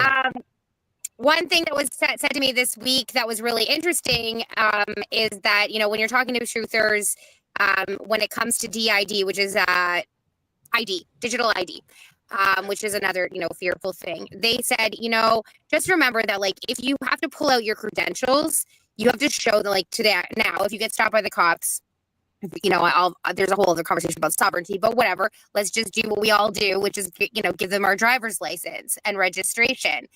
Well, with that is your address and your name and your birth date and all of the information.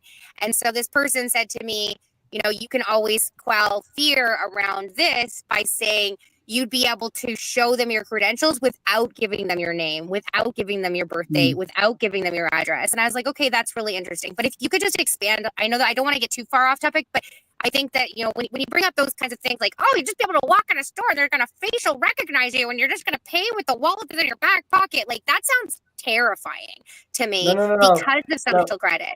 So yeah, if you could just elaborate. Yeah. So what I mean is you're mixing a lot of different technologies there in one. And when I give the reference of being able to shop without having to interact with anyone, that's because of all the different sensors and things that'll be on the walls, in the packaging itself. It'll know when it comes within a certain distance of your wallet. So when you leave, it's all an interaction with your wallet. The facial recognition was just a different example of tech that they're using. And I can get into the metaverse and the digital scores like you're afraid of. I don't think that that's a bad thing for someone that's not a bad person, honestly. Now, yeah, I'll expand. Sorry, go ahead.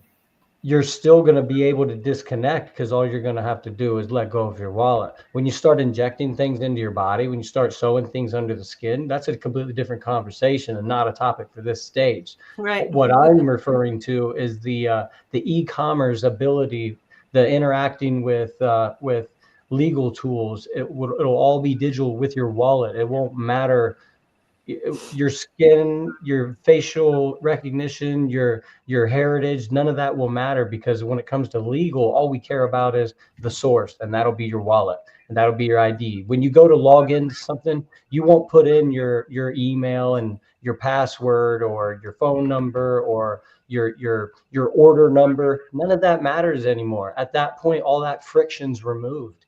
Yep. You're interacting with the paying mechanism, your wallet. It doesn't matter who you are. They care about the wallet. Yep. Yeah, Yep. to kind of simplify what he's saying, there's a huge difference between the technology being used in a decentralized way and the technology being used in a centralized CBDC manner, right? I knew from the beginning of my journey in blockchain, this is a war. And I wanted to make sure that I was on the right side of this war, fighting my heart out, right? Because this is a battle between decentralization and centralization. So I want to make sure that I'm on the right side of history, fighting for the fact that we can do this technology in a decentralized manner to where there's no centralized entity that can turn my money off, that can track what I'm doing, right? So and point out just the fact that Trump was on that same ticket. Well, and you know, Trump does not want anything to do with CBDCs either. Exactly. So Yeah, he doesn't. So the leader of the free world, the biggest superpower on the planet, does not agree with CBDCs, but he does agree with RLUSD. Think about that. He doesn't want a centralized bank. He wants you to be able to control your money. He doesn't want someone else to be able to turn your money off. That's the leader of the free world telling you that. So when the WHO or anyone else tells you that CBDCs are good, just know that Trump doesn't like them. And the interesting part about, I'm sorry, Melissa, you go right ahead. No, go ahead. Go ahead, Kita. No, I was just going to say it's very interesting because in a lot of instances, people have been given so much propaganda about this last race. I mean, they're meaning like this last presidential race and everything that has happened in between there. There's been Easter eggs all throughout. Oh, so ever many. Since the day he was inaugurated. And everything from him not actually putting his hand on the Bible during the inauguration to the amount of gunshots that was Right. shot Yeah. on inauguration day, you know? So when you think about it and you think about the collapse of the United States of America, the corporation, and now look at the United States of America, the republic, then you'll see the differences. And I think that once people start seeing that and seeing those parts of it, that we will start to see the difference. Mm-hmm. Mm-hmm. Yeah, just to touch on that for a second, because I do believe those things to be true. I do believe that we are governed by a corporation and not the republic that we're supposed to be under. But that's not a reality until enough of the population understands it. Yeah. So 100%. the only thing that's important right now is educating people on that. Yeah, I agree. And those are the types of conversations that I'm totally for, because what happens is that when you start to talk about it from that vantage point, and people are, and the other aspect of it is people have to be open in order to be able to hear the message. You know what I mean? When it comes to them, because you can have a whole conversation with them, tell them complete factual things, and unless they're actually able to receive said information, you're just speaking to the wall at that point. You know what I mean? Well, half the time, Keita, I see it with my own eyes, and I even go, did I really see that? Like, I've talked to Melissa about this all the time the past 4 years. Like, the dance with the sword is always the hardest one for me that happened. And I'm like, I've seen that clip like 10 times, and every time I'm like, that actually happened, right? So, like, when you're talking about these things, like Melissa and I, first thing we did is we talked about, she's like, I was noticing the Bible and I was noticing this, and what do you think of it? And I was like, dude, man, I don't know, like, it's crazy. I know, Melissa, you wanted to talk. I just want to say this. So, I mean, you guys are bringing up fire comments and great points. The chat is on fire.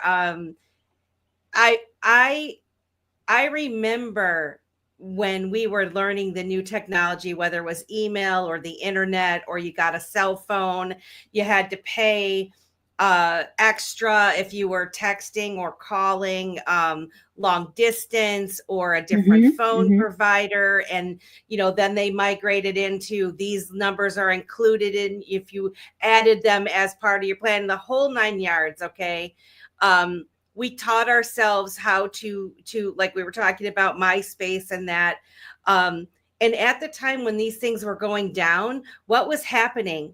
Crazy shit was going down in the world. The 2008, 2009 real estate housing market crash. There was all kinds of crazy things. You had 9/11 go down, all while these technologies were really starting to take off. Okay.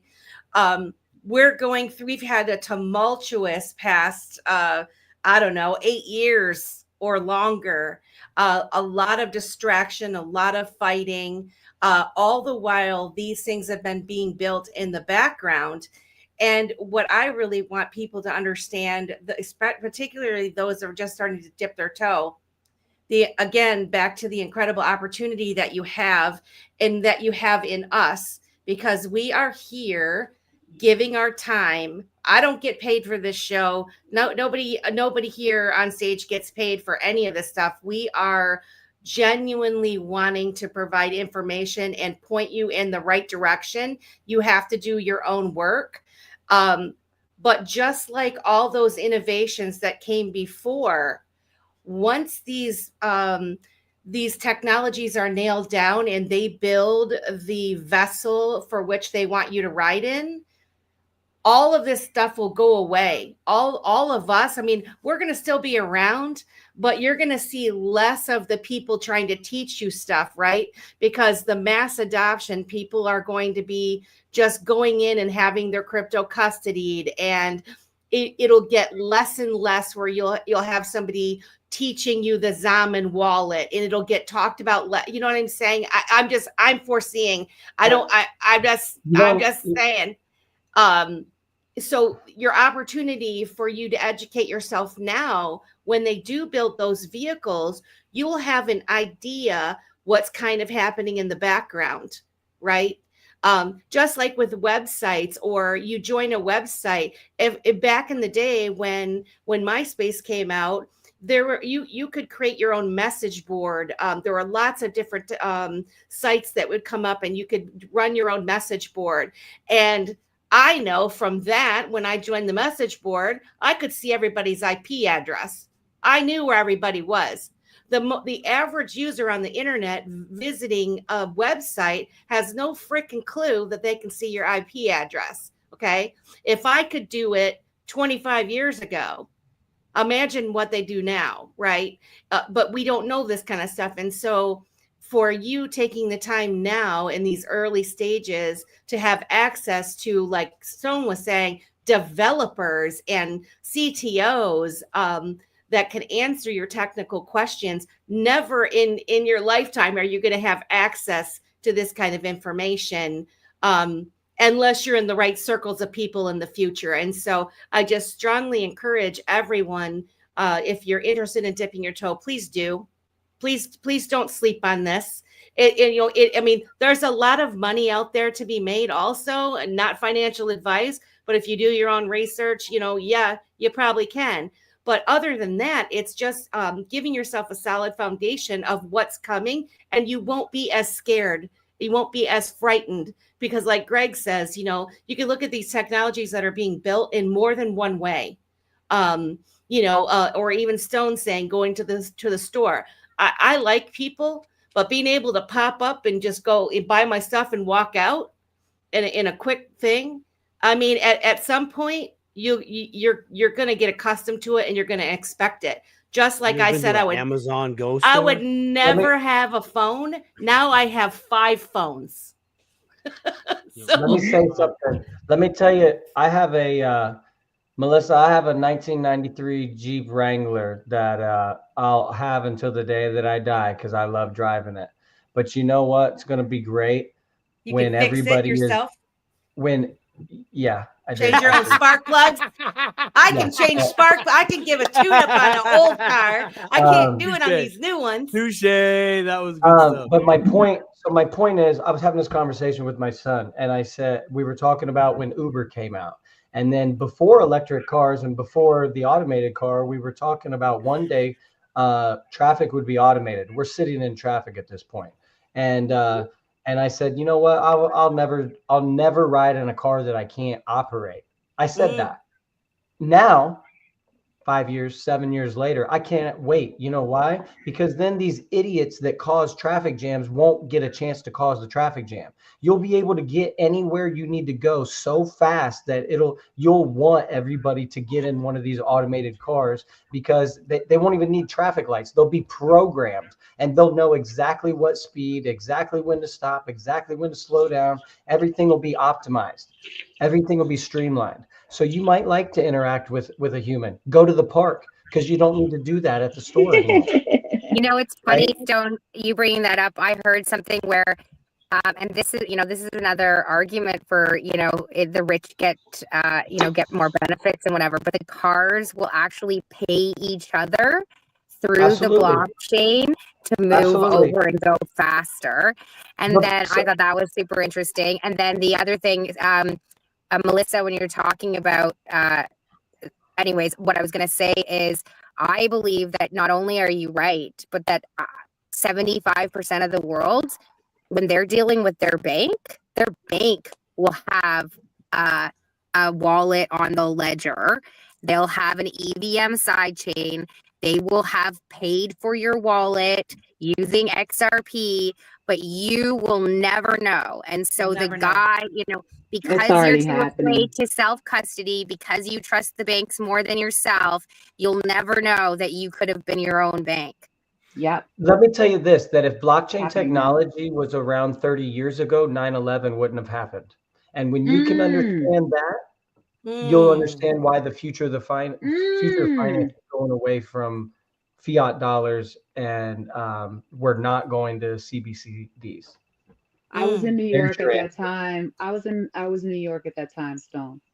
So just know I realized exactly what it was, because the World Trade Center is exactly what it says it is. the World Trade Center. So Mm. be able to bring that down at that time. Let's not even talk about the reserves that were underneath the building. Building's having to kill itself. See, this is what I'm trying to say. Huh? Yeah, that's a different show. Oh, that's a whole Tony different show, Begg whole says, different hit that like button. We got 221 people in the Dipito show. Please like, share, and subscribe. So guys, now that we've got these new people, and we do have quite a few new people in the chat, which makes me so excited and happy. Welcome. What are we telling people if they want to dip their toe slowly? You know, I know I'm a fan of the dollar cost averaging, and you know, starting slow. What are some recommendations that you guys would give folks if they want to dip their toe slowly? Maybe some safe, non-complicated options that they can easily connect with their bank and different ways. And so I guess I'm just going to I'll do a free fall. If somebody's got something on the front of mind, do it. I got something for that. When it comes to digital assets, you want to think about, first of all, how much are you looking to invest? You know what I mean? That's one. But when it comes to looking at the assets, you're going to look at the things, to me, I feel like you should be looking at the things that have the best ROI, the best return on your investment. And then knowing whether or not you're planning on being an investor or you're just going to be a trader. And there's two totally different things. If you're going to be an investor, you're hodling, you're going to buy it, you pretty much are going to set it and forget it, right? And if that's the case, you can't go wrong with utility coins. You know, you can't go wrong with your XRPs, your XLMs, and your XDC. XDC right now is going to be your best return on your investment because it is such a lower priced asset. You can get more of it.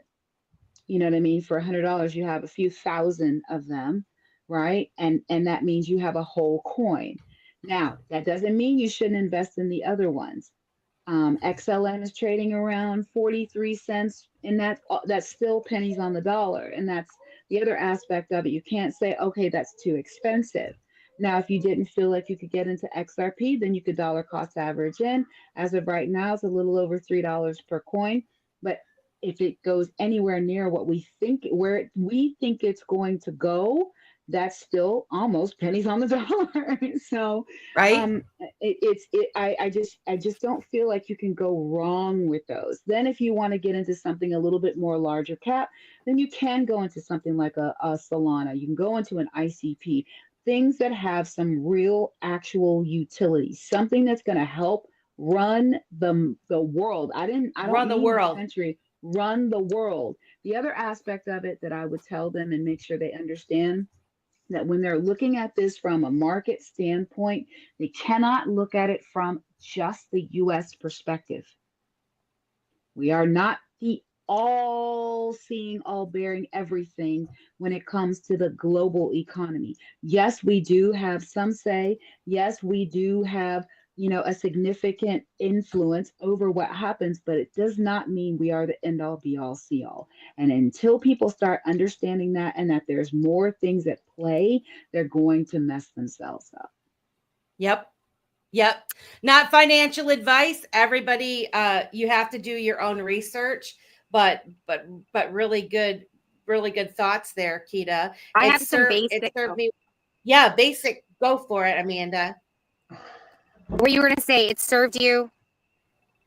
I mean, sticking to those principles has served me well, you know, and I'm playing baby ball here. You know, yes, we have the Dipito show, but don't be mistaken and thinking that I'm this richy person that's got a lot of money and I got big old bags. I've been building my little baby bags, you know, and sometimes it kills me because I think like some of these people that got a lot of money where they could actually put, you know, 1 or 2% of their entire portfolio, which is just a little sliver to them. But to me, it would be like, oh my gosh, you know, but you can make a difference in your life just by putting, you know, forego the $10 coffees that you've been buying, right? We can all cut out things. Or I heard somebody give a suggestion of, hey, if it costs you 200, let's get real. If you go out on a date right now, and you go out for the evening, a dinner and a movie, it's going to cost you $200 by the end of the day. Easy. And if you're okay with spending $200 on dinner and a movie and a dessert, and you can be like, you know what, it's $200, and we'll say that's our date night, and we're going to put a little dip a toe into so whatever token coin project you want to look into, then you're not going to be so upset. You don't want to go taking out thousands of dollars or putting things on credit cards, or, you've heard like the Michael Saylors of the world, like mortgaging your house. These are all real extreme things that you hear on the news. And then there's the counter of how crazy they are. That's all by design. That's all to create like FOMO and fear, fear of missing out, fear, uncertainty, and doubt. These people are tinfoil hat crazy folks. This is pretend money to deter you from actually dipping your toe. Blue umbrella holding. Huh? Blue umbrella, dip your toe. Huh? Folks. When you But said what were you tinfoil hat, gonna say? it's like, it's the blue umbrella now, guys. It's not called the tinfoil hat. To reiterate, like, so how I started is I put $20 into Ethereum because I wanted to buy Doge. I just started with $20, and then I would take screenshots of like how much when I moved it from this to this, how much did I actually get? And then when I moved it from this to this, how much were they taking in fees? How much were gas fees? And so that's how I started. And when I started, I never put more than like, $50.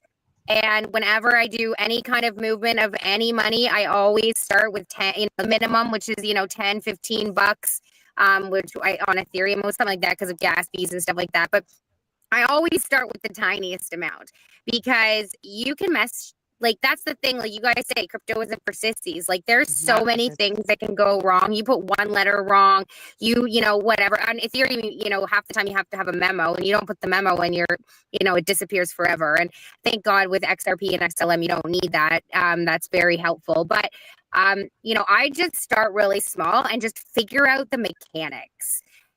Figure out what is the seed phrase. Make sure you write it down. Make sure it's, maybe a couple places and that it's safe, Do the steps that make sure that should you have more money to put in, that it is safe.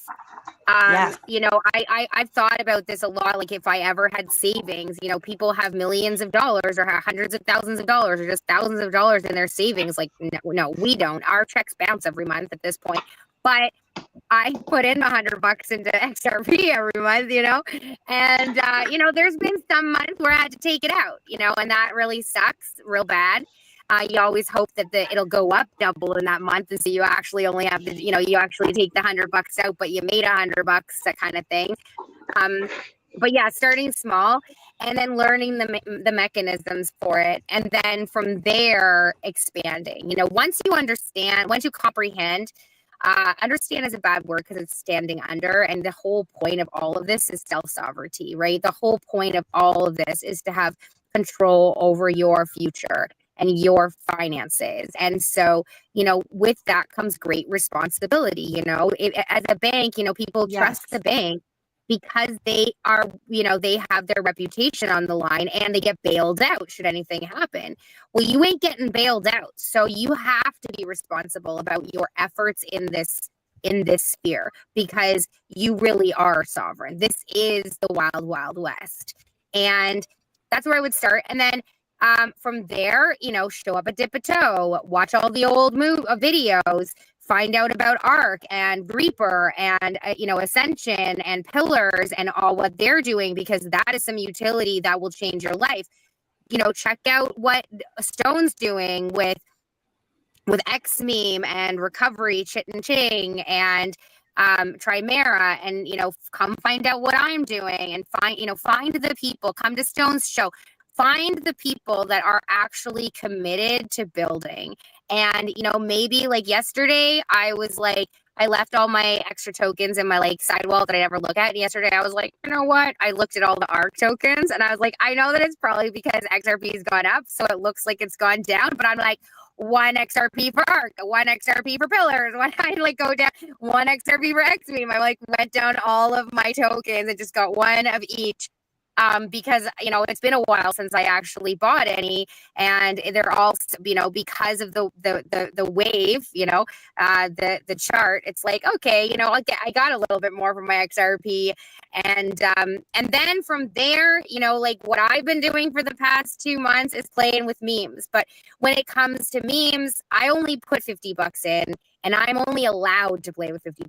So if I put 1 XRP in each of these and it goes to 3, I take 2 out. And then I got 2 to play with, 1. And so that's how I play that game, because, I see people go in and they put 50 XRP and then it rugs and then they're down 3. At this point, 1 XRP is 450 Canadian.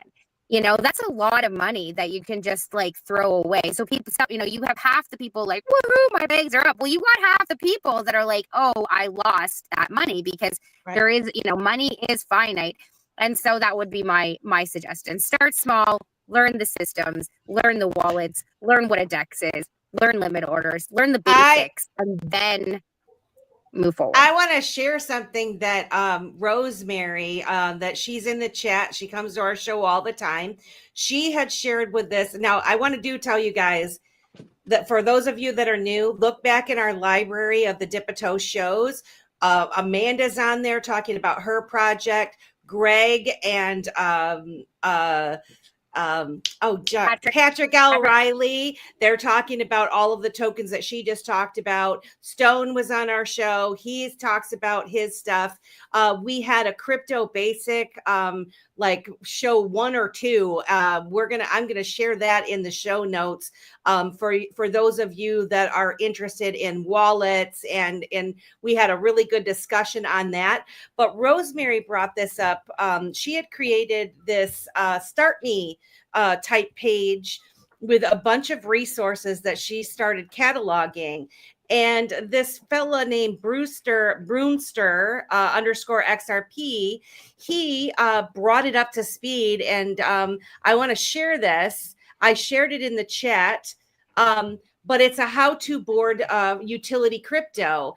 And it is just got a wealth of information for newbies, basic how to create an account, what some of the basic language, what is blockchain, what is an altcoin, all that sort of thing. And so if you're new, you check this out, because this could be a tremendous resource for you to dip your toe in. And of course, look at all the library of the Dip a Toe show videos, and visit Crypto Stone's show in the morning. But and I'm adding those resources to the Blue Umbrella but Telegram channel too. So anytime I find tutorials or I actually am updating the list of like creators that I found. And yesterday during the XRP community day, I basically was like, oh, here's a project. Copy, paste, copy, paste, copy, paste. So that like there's at least some, like that's what I wished my app was supposed to be, that. And then it's going down in 10 days. So I'm going to have to rebuild the app. But if you guys want just like a resource page where you can find other people's resources, the Blue Umbrella but Telegram channel has a lot of that stuff. Oh, very nice. I have to drop. Let me know who wins and we'll get them transferred. Okay, we need to do the winner so that we know, and then we'll get back in touch. Thank you for coming, Florida Man, and for donating the 3 memes that we haven't drawn yet, and we will do that. This is for Amanda's butt token. But Susan again? What? That's hilarious. Huh? Susan, you're a winner.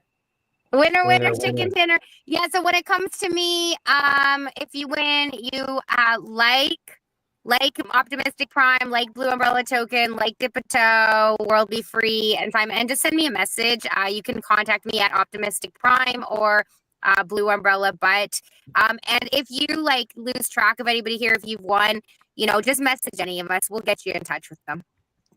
Yeah. I'm keeping track with Good. old technology. All Hey, right. I want All to right. throw out one thing. So earlier you were saying, like, somebody said, which one do you start with, right? Mhm. If you don't want to start financially, start with your brain, with which one makes sense. And what worked for me was understanding the problem. And the problem was it took too long to move money, big amounts of money from one place to another. That's where it started, right? And what solved that? XRP solves that because it's the quickest and it requires the least amount of money to do it, right? That's what started it. So if you can do that, great. That'll get you educated.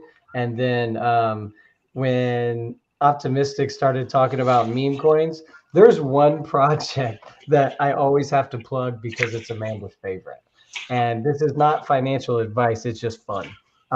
Did you ever play Super Bowl squares growing up?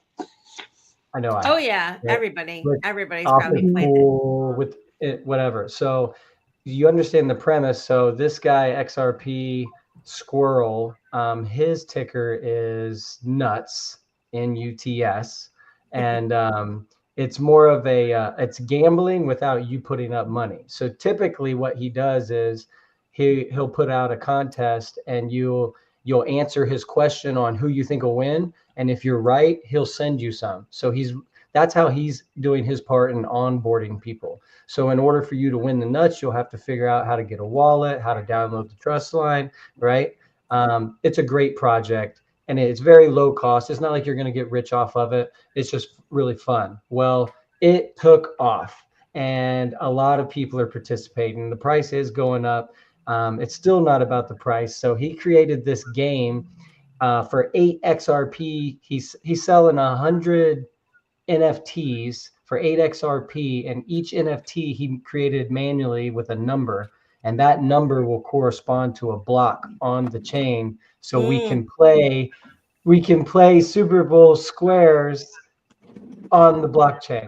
That's And fun. we're also talking with Whale Squares, who is creating this for like everything in a different fashion on base. And we've been working with him. He's actually very, very persistent with a lot of developers on the XRP Ledger trying to learn. He's going to be bringing that to the XRP Ledger later this year, but definitely before the Super Bowl next year. So next year we'll play it a little different. This year we're playing with XRP Squirrel NFTs. You can get them at the cafe on the XRP cafe. Hey, is Super Bowl this weekend? I think it's next. So Next this week weekend. we're going to have a big space. I'm going to host it for him to sell off whatever he hasn't. But we're pretty excited about it. And he's from my home state of Ohio. So there's a bunch of little connections there. The biggest thing he has going for him is Amanda likes him.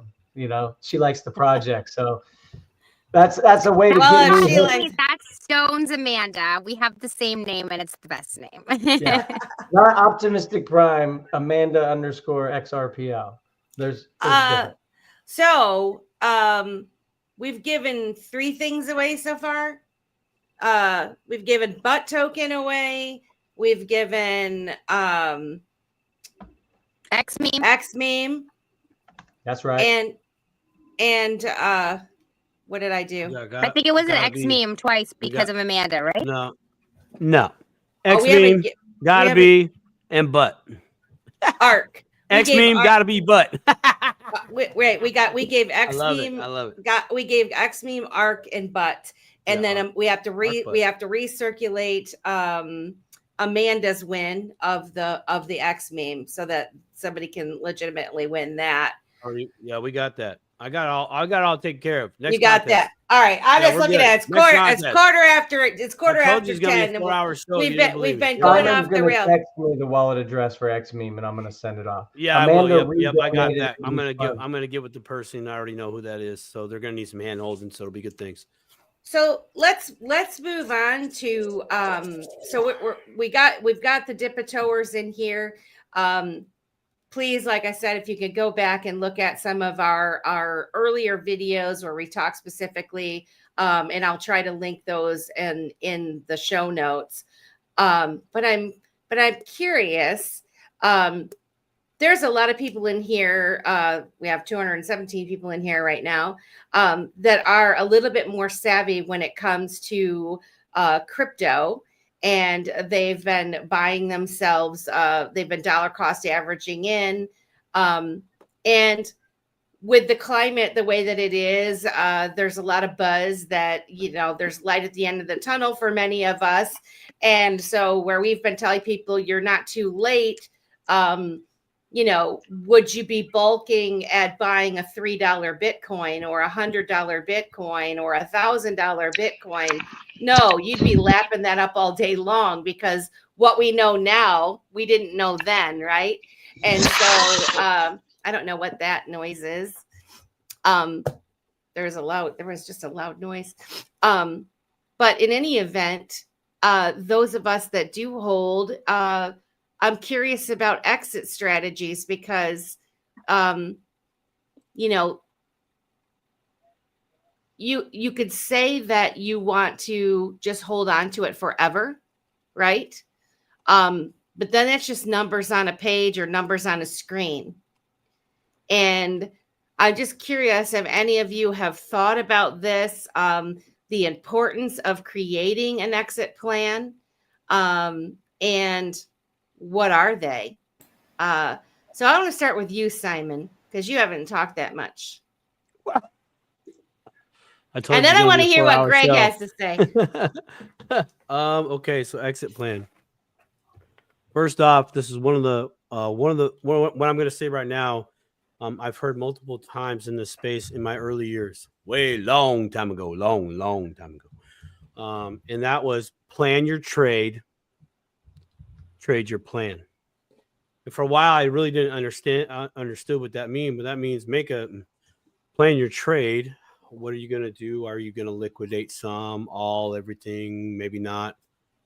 But be ready to trade your plan for a new one, because life progresses, things change, goals change, etc. Yes. So my exit strategy is, first off, a combination of doors, off ramps. How am I going to get out?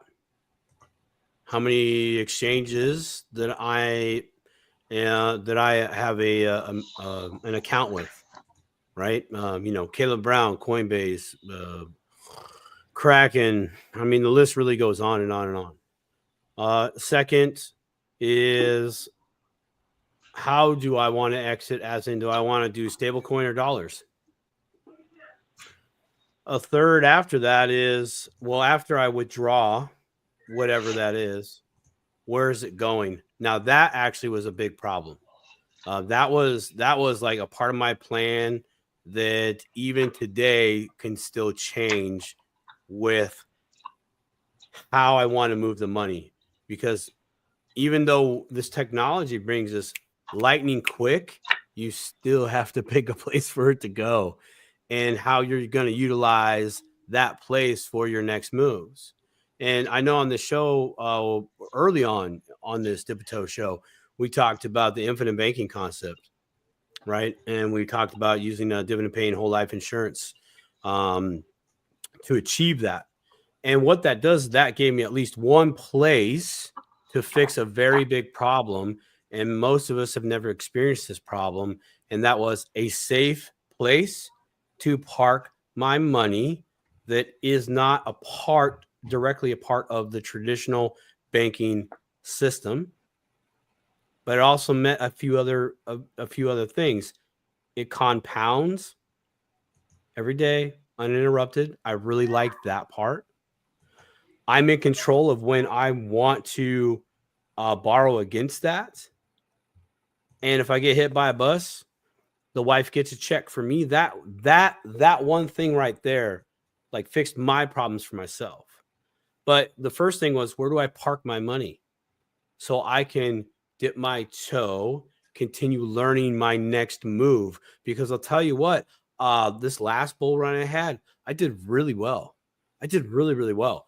For me, I mean, it wasn't like, limo rides every day. I didn't have the driver. I didn't have the personal driver status yet. that wasn't a thing, right? That's a goal.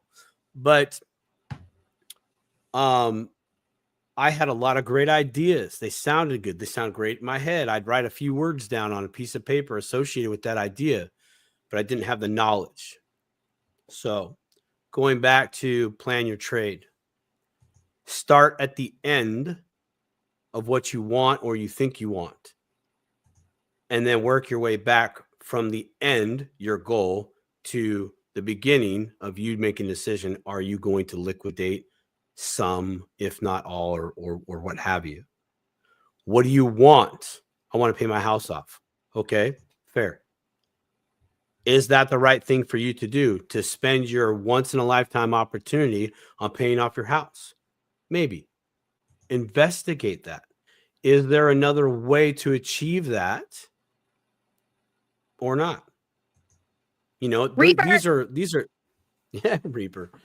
That could be another move. DeFi is another move. Do you lock in your profits? Do you take some in a bear market? Why legislation is still getting worked out? You need a safe place, but you still need to kind of reap some of the benefits from your assets, because we're really getting to a point where these are going to be 100% legitimized globally. It's already rolling that way. We know this. So, for the exit strategy, you really got to write down all your goals. And that actually is another problem that I hit. I'd hear this a lot from a lot of people in this space, very successful people. Dream big. Big. Yeah, big. Okay, Bigger. big. Okay, bigger. Yeah, exactly. And it's like, what happens in our mind? Oh, that'll never happen. You're right. The minute you think it'll never happen, it won't. You're absolutely right. So let's try to be the opposite of that. Okay, screw it. It could happen. This house could be paid off. I could buy another house in Arkansas, 2 blocks down from Gotta Be. He wouldn't know I'm there. I'll pull little pranks on him. How am I going to do that? I'd have to hire a driver. Okay, so I'm going to need a driver. I'm going to need 2 different cars, and as this is fun, what I'm really doing is I'm learning how to make a plan. And if you don't know how to make a plan, hey, this is a good time to start learning that, especially if you're brand new. If you are one of the individuals, or you feel like you're one of the individuals that didn't listen to somebody that's in crypto, and you feel like you're coming in late, you're buying XRP at $3, but you still see the value, and you're going to say, F it, I'm going to do it anyways, even though I should have listened to Stone, Gotta Be, Kita, Optimistic Prime, Melissa Simon. I should have listened to that family member or that friend at work back then. I didn't. I'm listening now. I'm paying attention. I'm ready to go in. Now you have a good chance to start thinking about what's your end game, because I bet you 9 out of 10 times you haven't really thought about that, because of where you just naturally come from. And I come from this place. I'm straight up blue collar worker, paycheck to paycheck, 40 hours plus a week. And we hit this thing called the arrival syndrome. And that is when you get a house, you're married, kids are there. In the back of your mind, you're like, hey, life's good. I just get up, go to work, and pay my bills. Nope. You got to go bigger. There's always more to achieve and or go or do. So it really comes back to that. What do you want? And expand on that, and how are you going to get there? So off ramps are important. You're going to need multiple off ramps. Why? Because when everybody's running to the same place to liquidate, there could be problems. Okay. Yeah. I recommend Caleb and Brown as a nice alternative, because they have the ability, the network, and the power to be able to execute those orders without fail, without question. And even if you're rolling the first time in your life, big money.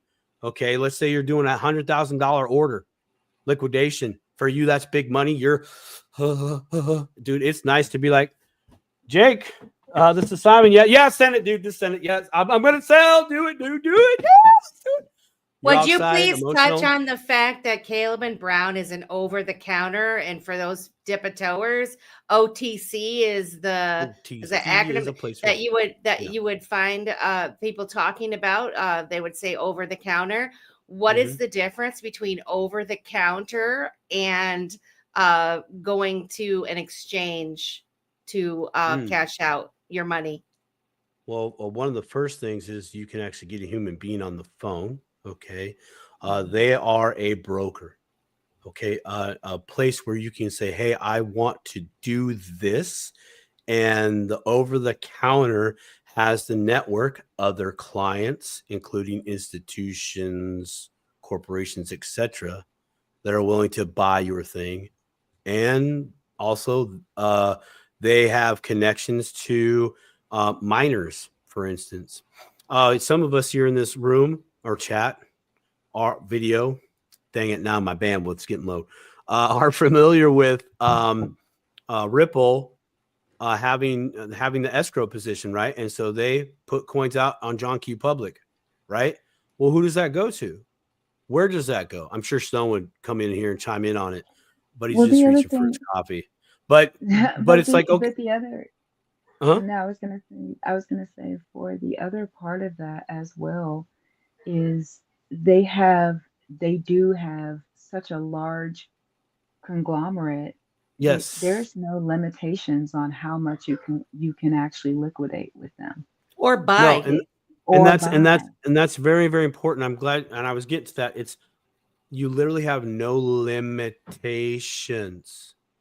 Over at Coinbase, you have buying and selling daily, monthly, or weekly, monthly limitations. Oh, you're the best. Oh, well, not only limitations on how much you can buy and withdraw. Transfer. There's traffic issues, because a lot of times when the prices are going up and you're trying to withdraw, you're trying to sell, all of a sudden your app doesn't work. Sorry, can't withdraw your money. It happens, right? That's a great point. That's a great point. And that's why I go back to 3 to 5 if you can. Okay, it's a goal. Okay, 2's better than 1, 3's better than 2. We all know this, and this is a good thing. Also, this can get into where are all your coins stashed? Probably not one spot, probably not in one wallet. If you're a semi-seasoned individual, you pick that up along the way. But when you dip your toe first, no, you're going to go to one store. We're creatures of habit. Then you'll figure out another store, become more familiar. Hey, I actually like them better. I seem to be it's quicker times. I different get better strokes for different folks. Exactly. Apple versus iPhone or Android, right? And I like them both. I like the operating system on Android, but I do love me some video and audio quality on the Apple. There's no question. If I was going to do music video on my cell phone, I'd go find someone with the Apple phone straight up, or iPhone, excuse me. So the over the counter again has that network that Coinbase might have a little bit, but they really don't. And when we're all doing retail, we're the ones that are jamming the lines versus you call your broker, email your broker, please do this for me, and the transaction's done. By the way, specifically to Caleb and Brown, they're insured by Fireblocks, and that's actually really, really big. And that's something else that I'd like to actually just touch on that we don't talk about a lot. Agree, Susan. Okay. On these exchanges, you can do some research. It might take some digging, but you can find out the insurance that they have. Now, back in the day, it wasn't a thing. Things have slowly progressed where they would have insurance, but maybe just the cash. or they had insurance up to X amount of coins or value of coins. And I know exchanges have done that. Things are going to progress as legislation comes out where that'll be a requirement. So the getting back to the exit strategy, have multiple places that you are able to liquidate and acquire coins. Not all exchanges are created equally, including Caleb and Brown. Caleb and Brown can get you a lesser volume of a coin. They'll do that for you, but you might not be able to liquidate that there, right? So you might need another exchange to liquidate a small coin. Like the Reaper.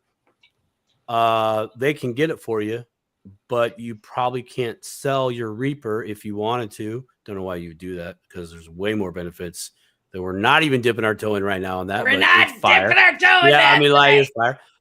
That's a whole nother 4 hours. That's a whole nother show. Or like 4 or 5 episodes. Like worth. 6, actually, technically. Yeah. My point of that is that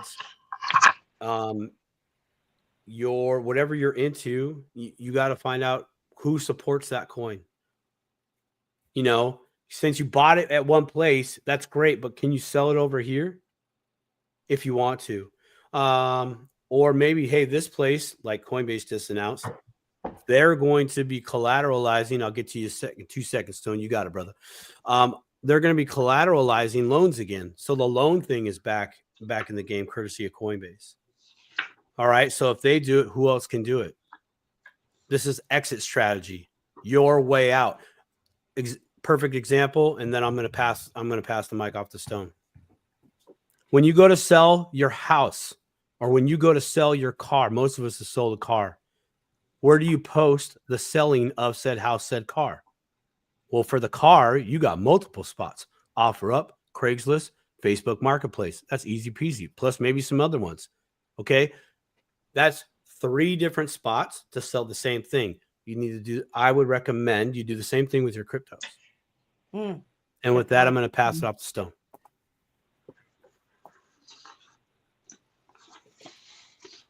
A lot of great points. And also, one strategy can be that you're not going to offload it. There's a lot of places that you can stake your crypto, that you can receive. Yep. You can receive it in a stable coin that you will then be able to pay your bills with. And what everybody needs to understand is what I said earlier. When it's easy, you're late. So right now it's not easy. And what Simon was saying, where did I get it here? Did I get it there? Can I exchange it here? Austin King, the guy that was on Vet Space I referenced earlier, creating OmniChain, him and his cronies are developing things that it won't matter where you got it. And that's what I'm talking about. When it's easy, you're late. So learn now. Invest in utilities that are solving a problem, something that you believe in. If there's a real problem that you can relate with, and there's a company that's creating a solution to solve that problem, investigate that and start your journey there. That the reason is it'll give you buy-in, it'll make you interested, and you'll want to learn the things. If you already want to learn the things, then just come to one of these shows and I'll tell you exactly what to buy. Not financial advice, but I'll tell you what problems are being solved and who's solving them. And then you can decide for yourself if that's worthy of your investment.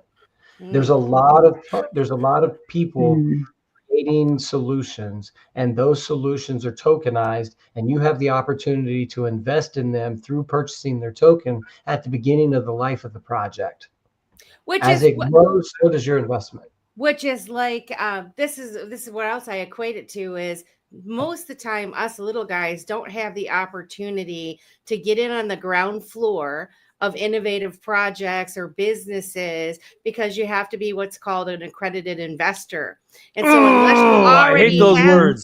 unless you already have a lot of money, you can't participate because you're being protected from losses. Why? Because yes, it is risky to become involved in something that you and put a bunch of money in, and people do take advantage of other people.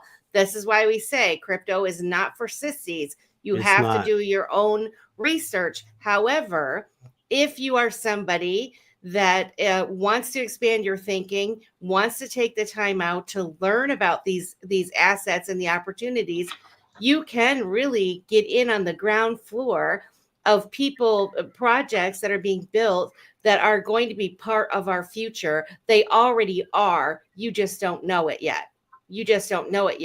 Greg, you look like you had wanted to say something not too long ago. Do you have anything? Oh, I've got all kinds of stuff. I know. I was watching your face, and I'm like, go, bro. Go, bro. Oh, y'all have said so much good.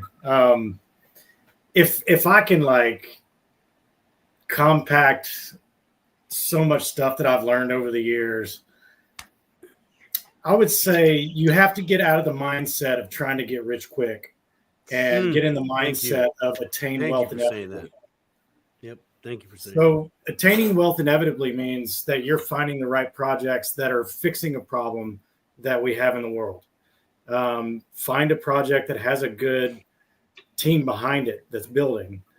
Now that you have to understand if you're the type of trading you want to do is timing the market, that's fine. Then learn charts, learn trading strategies.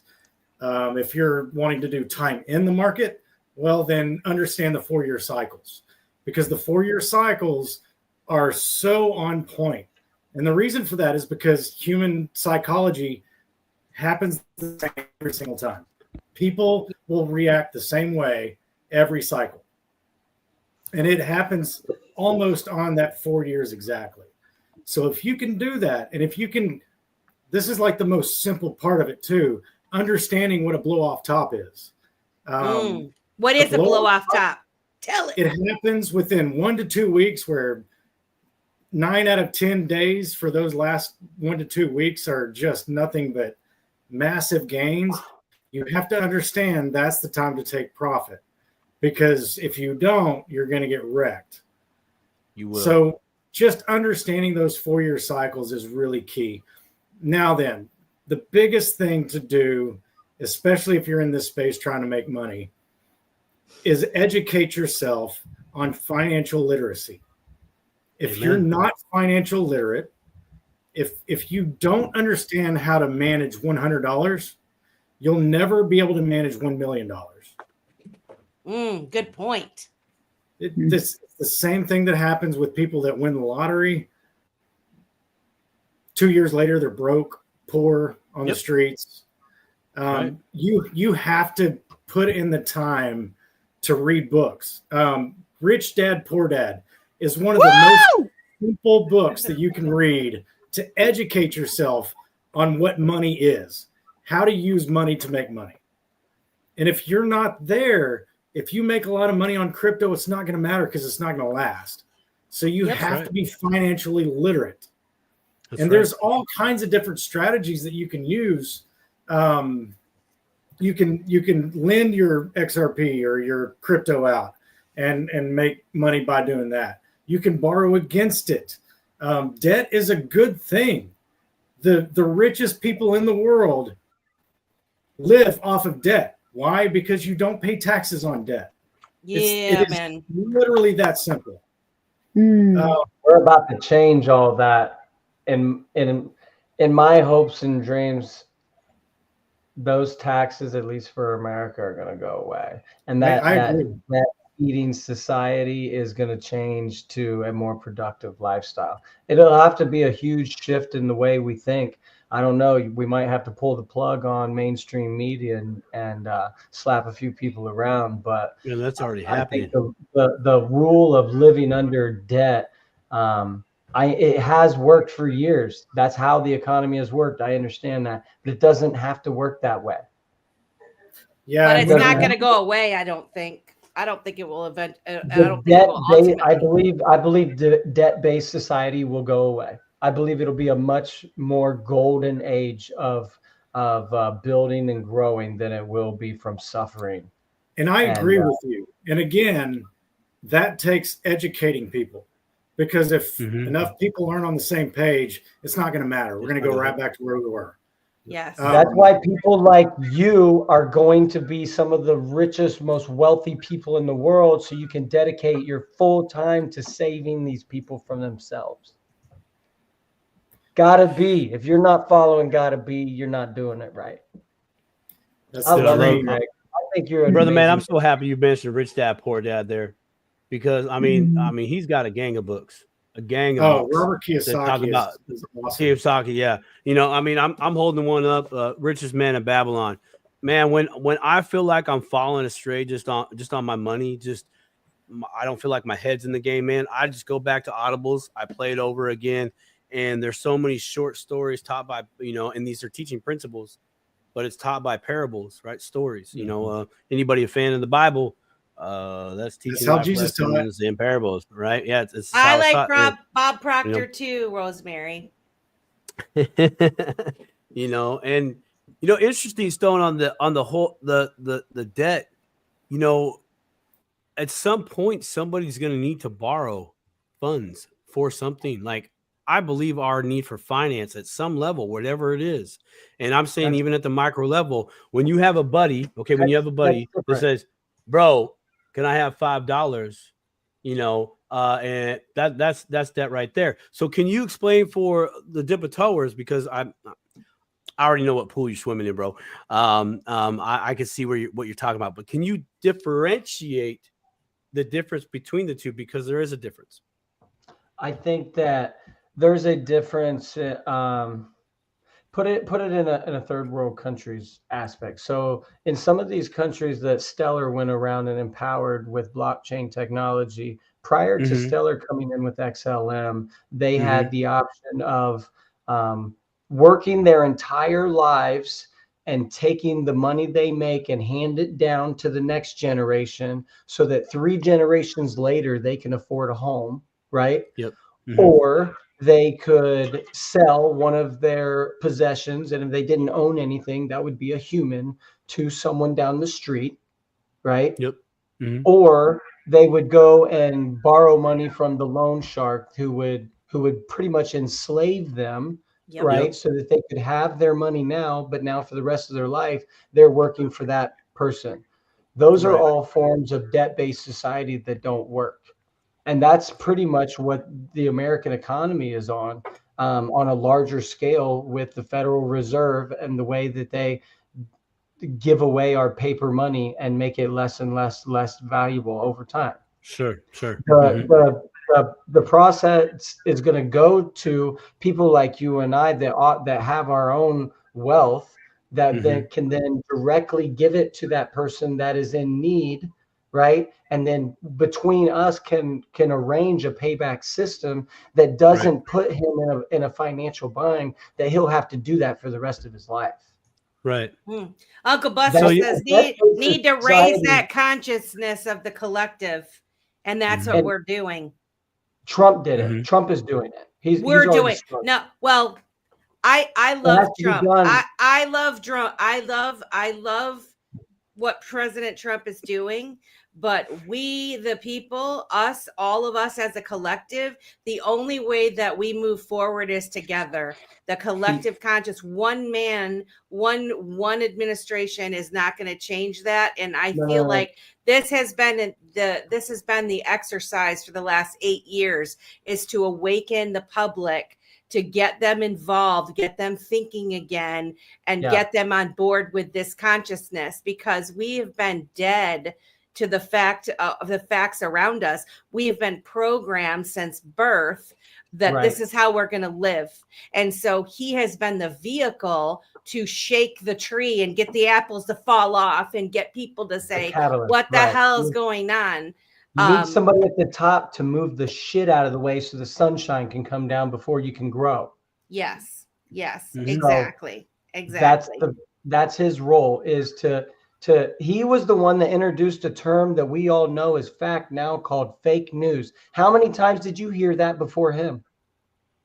How many times did you start to think that the news was really lying to me? The only reason I did is because I thought it- experienced You the know lie. what? I That's thought so about fair. I thought about it Yeah. before him. I call though. this something else, actually. I knew a long time before that. You But wanna- I do like the term. The masses. See, I was in the military, so I experienced the lie. I saw the lie firsthand in front of me. Right. One thing happened, and the media told the America back in America something completely different. So I got to see behind the curtain real time. Right. Not very many people get to experience that. 1% Yeah. of the nation joins. Like I will say he is correct in that, because being in the military is how I learned that as well. so. you knew and that you'll you find- knew they were lying to us. Yes. Right. And that, so before, if you hadn't experienced your own life experience, the only access to that truth would have been through that statement that a man of power was strong and brave enough to do. And look what happened to him that the day he said that. Yeah. After Yeah. the day he said that, it was, they wanted to kill his whole family. See, that right there is proof in the pudding. Because it's when the innocent calls out the guilty, okay, and it's proof, they get all in an uproar some way, somehow. It might not be as physical and vocal like we see maybe on a crap Hollywood movie, but in some way, somehow they're gonna come at you, and they're coming at you in a very aggressive way, and not like a tit for tat. Not like an open discussion, like we're having tonight. We're all here out in the public space right now, being open and honest and transparent, and trying to have a filter on our mouth so we don't get in big trouble. By our spouses saying you gotta clean your potty mouth up. Look at what they were doing today. My Look what they were doing today with the RFK Jr. Confirmation. Yes. At just the threat of having transparency and studies done on Accountability. Like there's such pushback on anything that when you're asking any kind of questions. And so for me, when the people started really going over the top, that's when I already knew that there was a lot of fake news. But when there was just the slew of people just attacking left and right, a lot of people I know started going like, hey, this don't feel right. This is really not feeling right to me. And so by them behaving in the way they did, they've actually helped foster this collective consciousness also, just from the other side of it. And so because you can't have it without the other, right? There is this battle that we're watching unfold, and we're kind of the plebs stuck in the middle of it all. But it's up to us as the collective to help wake up the rest. And somebody said it's through shows like this that we do that. And it's not just this show, it's Stone. It's what Greg's doing. It's what Keita does. It's what Optimistic Prime does. It's what Ethan, the crypto dad, does. Everybody that's watching this show, we're part of that. And Uncle Tony Buster. I love Uncle Buster's show so much. It's like one of my favorites. So you guys, if you ever watch it, go follow him. Bluminati, Tony Banks says Bluminati. Huh? The two gentlemen here that gave reference to them being able to see behind the curtain because of their service to this country. That Thank you was for your my service, by the way. That was my perspective too. In validation was being a bartender. I talked to the old timers. I talked to the I just got out of the service. Great group of guys and gals. They share their stories, but there was a theme. There's a general consensus, that this is not good. This is, they choose some other words, but when you have that, and then this is just my perspective. Then I watch the news, nightly news, 3 different channels. We didn't have cable. My folks still don't have cable. God bless them. But 3 different channels of news, and it's just like what we see now on YouTube. Trump said this. Trump said this. Did you see Donald Trump say, or whoever it is, man, it could be anything. Robert Kennedy Jr., Robert Kennedy Jr., Robert Kennedy Jr. Kennedy. It's like, dude, hello. You know, that's that's playing in my face, but that happened a while ago. You know, when I would watch those things on the news, you know, I would just feel the BS. You know, I just shake my head on how things were being articulated. And that was when I was in my teenage years. I thought it was just because I was full of hormones. Well, I got into my 20s. It's got the same thing. And that's when I started listening to, you know, the former Marines or former Army veterans, Navy veterans. I got to say, and even what, you know, what Rosemary just said about how she had to turn it off. I did. I had to do the same thing today. I'm like, I'm not listening to that. I don't let a lot of toxic stuff come into my life, into my head. Nope. I try to keep everything positive if I can. And it was so negative and toxic. Yep. I had to turn it off immediately. And honestly, guys, it seemed like the deep state was freaking out. Yes. Especially Elizabeth Warren. Did you see her? She went off on She lost her shit today. She totally God, did. you know, when I saw her come in today, I was like, man, I wish I was watching our boy right there walk down and not her. You know what I'm saying? Like, I was like, God, this would be a whole different different hearing if Mr. Deaton was up in there. Like, ooh, Deaton, gonna crush you, opposing team. Anyways, whatever. Yeah, sorry, Greg. Go ahead. Go ahead. What were you saying, Greg? Oh no, that's all I was saying. I had to turn it off too. Yeah. Well, you get to the point where you actually feel sick. You know, I must admit, you know, there for like 2015, 16, 17 ish. I wish that I would have stumbled upon the digital asset crypto space. However, I was training myself. I was figuring out what the hell was going on. So I did devote a lot of my time to the politics side of it. And trying to figure out what was going on. But then once I knew, once I downloaded the information and I'm like, I got the picture now, I don't need to listen to it. Sean Hannity, nails on a freaking chalkboard. Can't stand the guy. I can't but you know what? There for a hot second, for like maybe a year time, I was listening to his show every day. Now, if I see his face, I'm like, turn it off before he starts talking. Like, I can't take it. And so we all go through these changes, right? We go through these chapters, and the key to each chapter that you're living through, in my opinion, is if you are growing, if you're learning and growing, and you're expanding your thinking, and each time you expand your thinking, you go on to the next step, and you go on to the next step. And those of us that are all at different levels, and we're all there to keep lifting each other up, pulling each other up, pulling up the consciousness, as Uncle Buster was saying. And that's why I feel so blessed in this space. And if you talk to just the average person that doesn't know much about crypto, they have no idea the depth that we're dealing with this. This is much more than just about money. It really is more to do than money. Yeah, the final stage of that growing process that you're talking about is that elevated level of understanding that it's okay if I disagree with you, I still love you. And once you get to that phase, and once the majority of us get to that phase, it changes everything.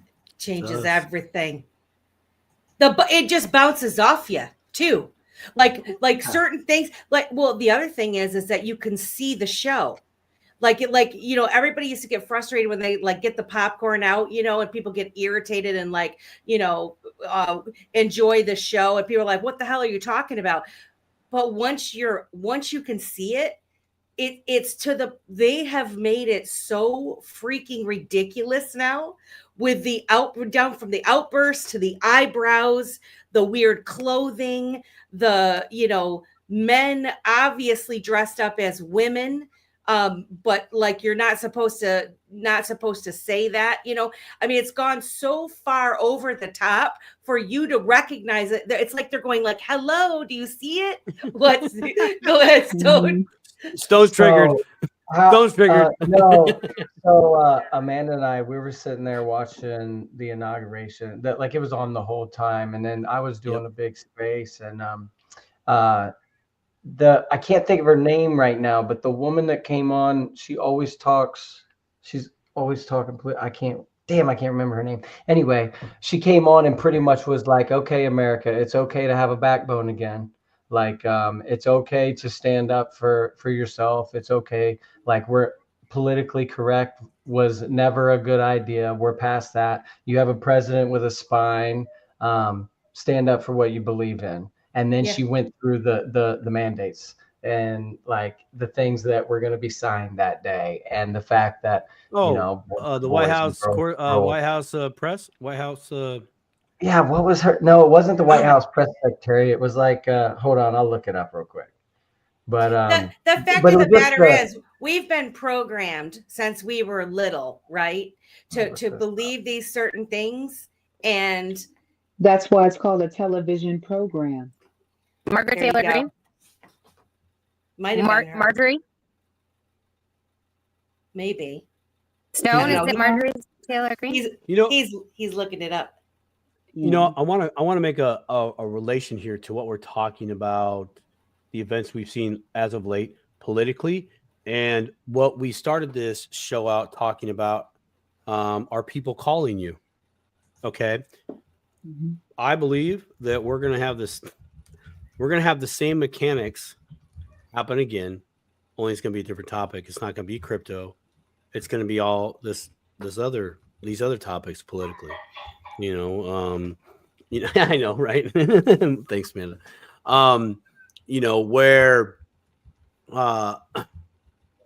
Where people are going to be late to their own holy crap, right? And to what you just said a little bit ago, actually, Gotta Be was saying that when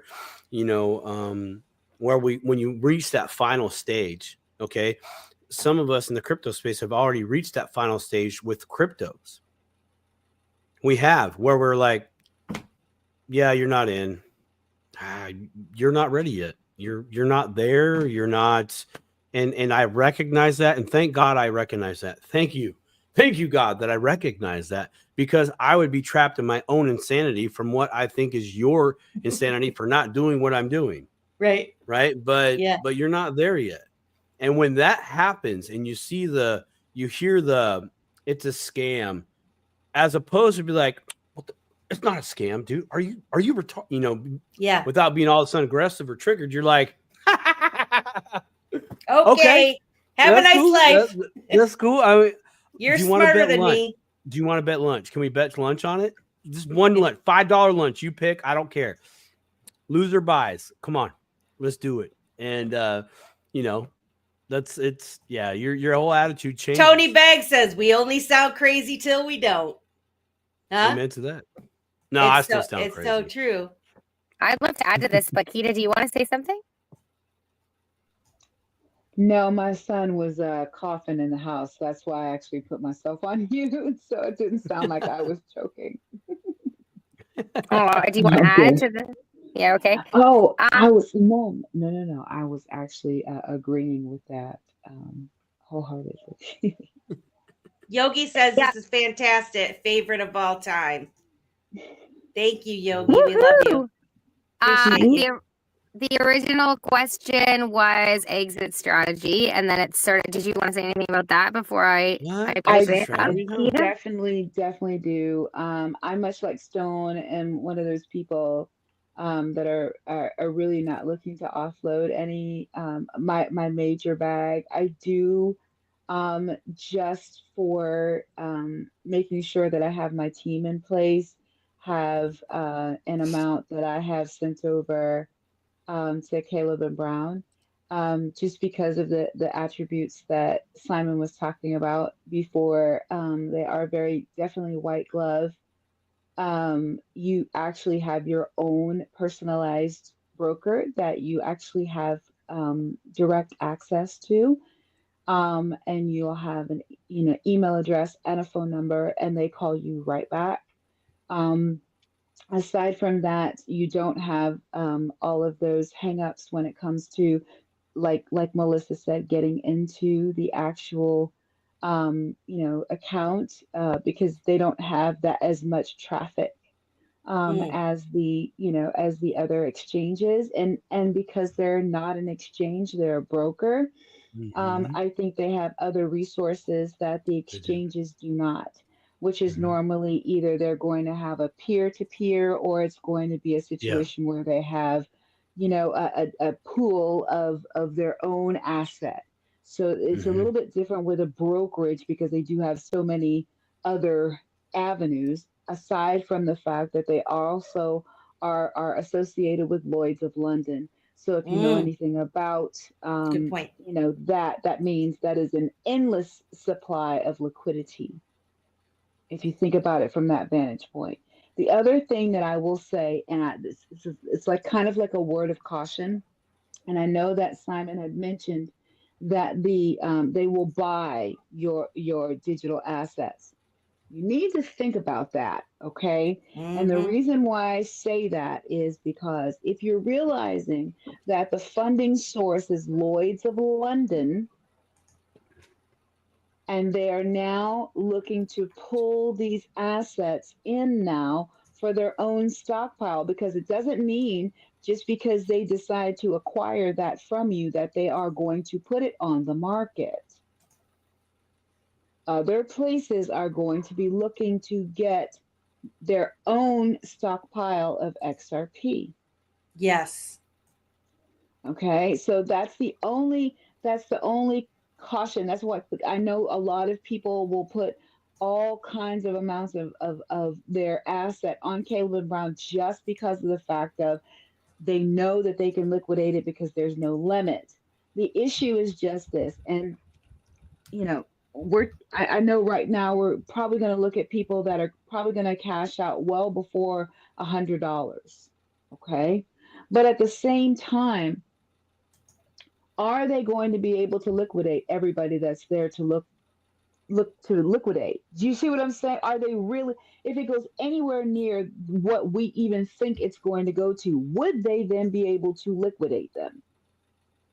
Yeah. You That see what I mean, and that's a real thing too, because Yes. and that's the thing is when you get into crypto, you're just dipping your toe. You don't think big yet. You're because Not it there yet. hasn't been there yet. It hadn't been there yet. right. Not No, there yet. I mean, there's no data for that. Where But we're going is uncharted territory. well, and here's the other thing. People that bought Bitcoin early, right? Mhm. A lot of them, there's a lot of people that did well, but there's also a lot of people that they didn't know any better. We weren't as far down the road back then, and they got rid of it. They dumped it, Mhm. or they were Mhm. irresponsible and they lost their wallet or whatever. And, Mhm. they got in for $1 or $3 or $100 or whatever. And when it got up to $1,000, they thought they were, they hit the jackpot and they cashed out. And if they would have just held on a little longer, look at what it's at now, over $100,000 per coin. And so when you do your research and you find these fundamental projects, like what I believe XRP is, and the XRP ledger, and there's other really good ones out there, make a plan for yourself of, how much can you afford to buy? What is your goal for a bag? What do you think is going to happen in the future? How many years can you wait? How old are you? Are you a young person that is not going to be retiring for 30 years? You got a lot of time, baby. If you're 55, 65 years old, you're in a little bit different financial situation. Yeah. You probably have a little bit more money also. And so, you know, there's just a lot of different questions that you need to ask yourself, particularly when you're thinking about exiting or not exiting. And then that comes into discovering all of the other options that, you know, Simon and Stone and Gotta Be, and, you know, everybody has touched on. So, and one last part about the exit strategy. So one of the things that I saw and thought about is, you know, you can definitely, of course, leverage, right? You can leverage your asset. You're not losing custody of it. What you are doing is making money off of it, but you're just allowing it to sit there, which then you would never have to liquidate, right? Because you would need it to stay there in order for it to generate a passive income, right? Then you could take that, as Simon was talking about, rolling it into a stable coin like an RLUSD, and now they have an actual fund that you can then put that into and allow it to also then have another APY on top of it. Okay. So there's a lot of different ways that you can do this, and you can just roll your money, and then that may even have a higher APY than what you had originally as well. So then the money that you're making off of it is still now making money off of itself. So there's definitely layers that can be, you know, done in order to be able to get yourself to a point where, and also putting that into the debt as both Greg and then also Simon said, listen, you utilize those assets and those things that we had not been taught about, because that financial literacy is a great thing to talk about, but until you actually get a chance to really look at these things in paper and read it from the front to the back, you're not really going to get it. you right? won't. You won't. And it won't be real to you until you see these things in action, until you've read it and you see, oh, you're like, oh my gosh, you mean this has been in front of me this whole time? Oh yeah. Hello? Man. Oh man. You mean Those these are people have been you mean these people have been raping me with no Vaseline for like how that, long now, and they've been that's making a whole money hand over nother show that I fist? know all Are you six of us can talk serious? about right there, Come man. on. That moment right there, that's another 4-hour show. Easy, Keita. Easy. Just, I mean, Hey, geez Louise. Yes. Gotta Be, what's your strategy? What are you gonna do, Gotta Be? I think you're already doing it. I think you've already created your exit strategy, and you're doing exactly what you want to do every day. I have. My biggest strategy that I have not done yet, it's called a CRT, or a charitable remainder trust. Okay. So basically what it means is you take a chunk of money, $1 or $2 million, and you put it in a charitable remainder trust, and it sits there until you die. And that trust generates income for you. Depending on your age, it can be anywhere from 9 to 13%. And then it pays you every month. And then on top of that, you can take a portion of that pays you every month, and you can buy a $2 million life insurance policy on yourself, which will pay to your family when you pass away. But at the end of your life, that trust goes to whatever charity your choice is. So basically, it becomes an income for you for the rest of your life and for your family. And then you're also buying your life insurance policy, which pays your family at your passing. And then it goes to a charity at the end of it. So it's also, since it's going to charity, everything is tax free. So that's one of my biggest plans as far as when the blow off top happens, I guess you could say. Yep. Luke S says, check out Alan's Trust live sessions on Thursday night. I think he's referring to the Alan Staples show, right? Isn't he talking about crew? the Staple crew. Yeah, I'm about 90% aware as far as my exit strategy, trust, insurance policies. That's actually the backbone of my exit strategy. That's where it will go. and there's a lot of other benefits given the current right now conditions in this country in regards to taxes and etc. If that changes, hallelujah. But my stuff will still go the trust route, because someone can still come through my front lawn, trip on the garden hose, and pull a Walmart move. Oh, my neck and my back.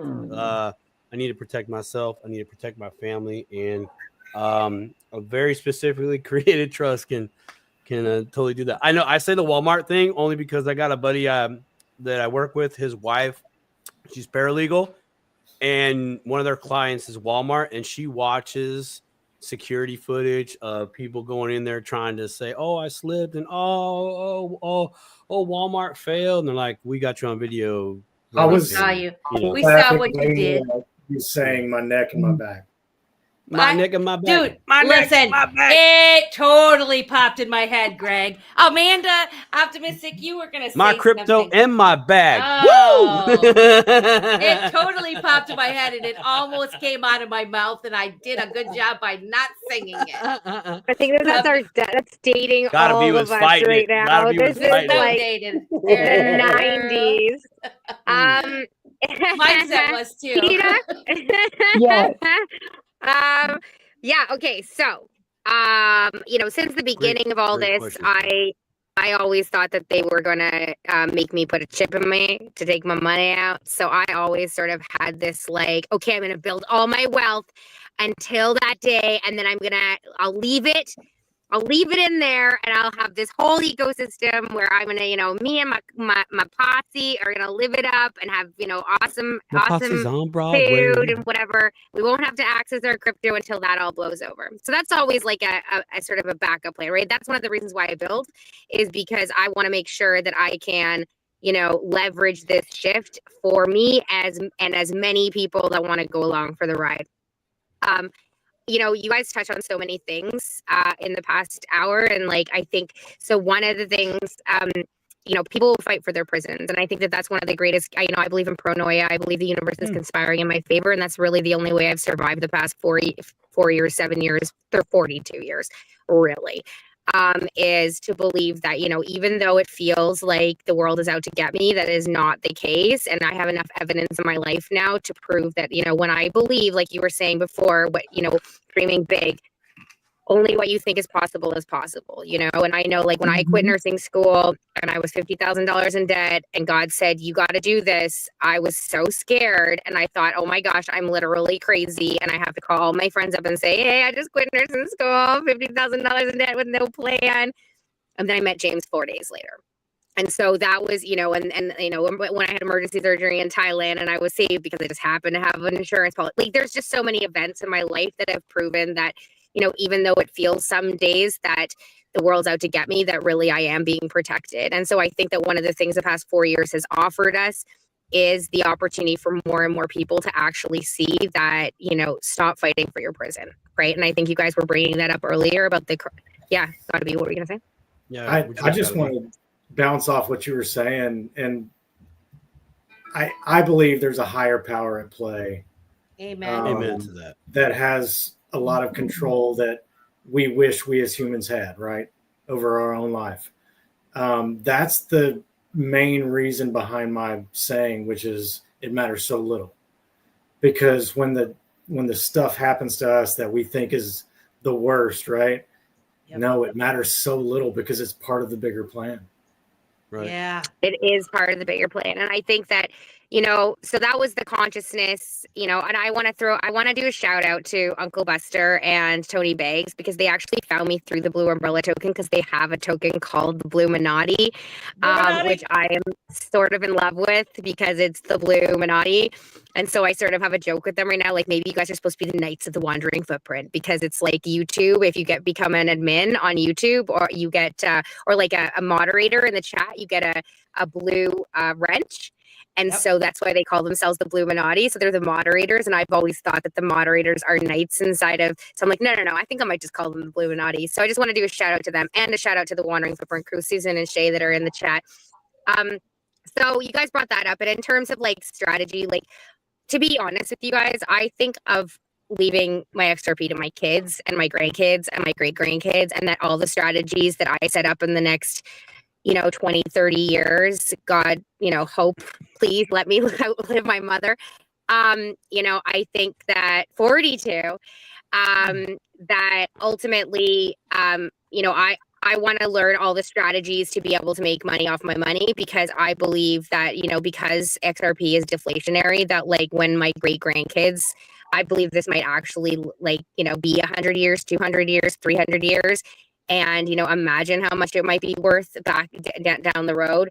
So that's ultimately why I'm building to accumulate as much possibility for the future as I possibly can.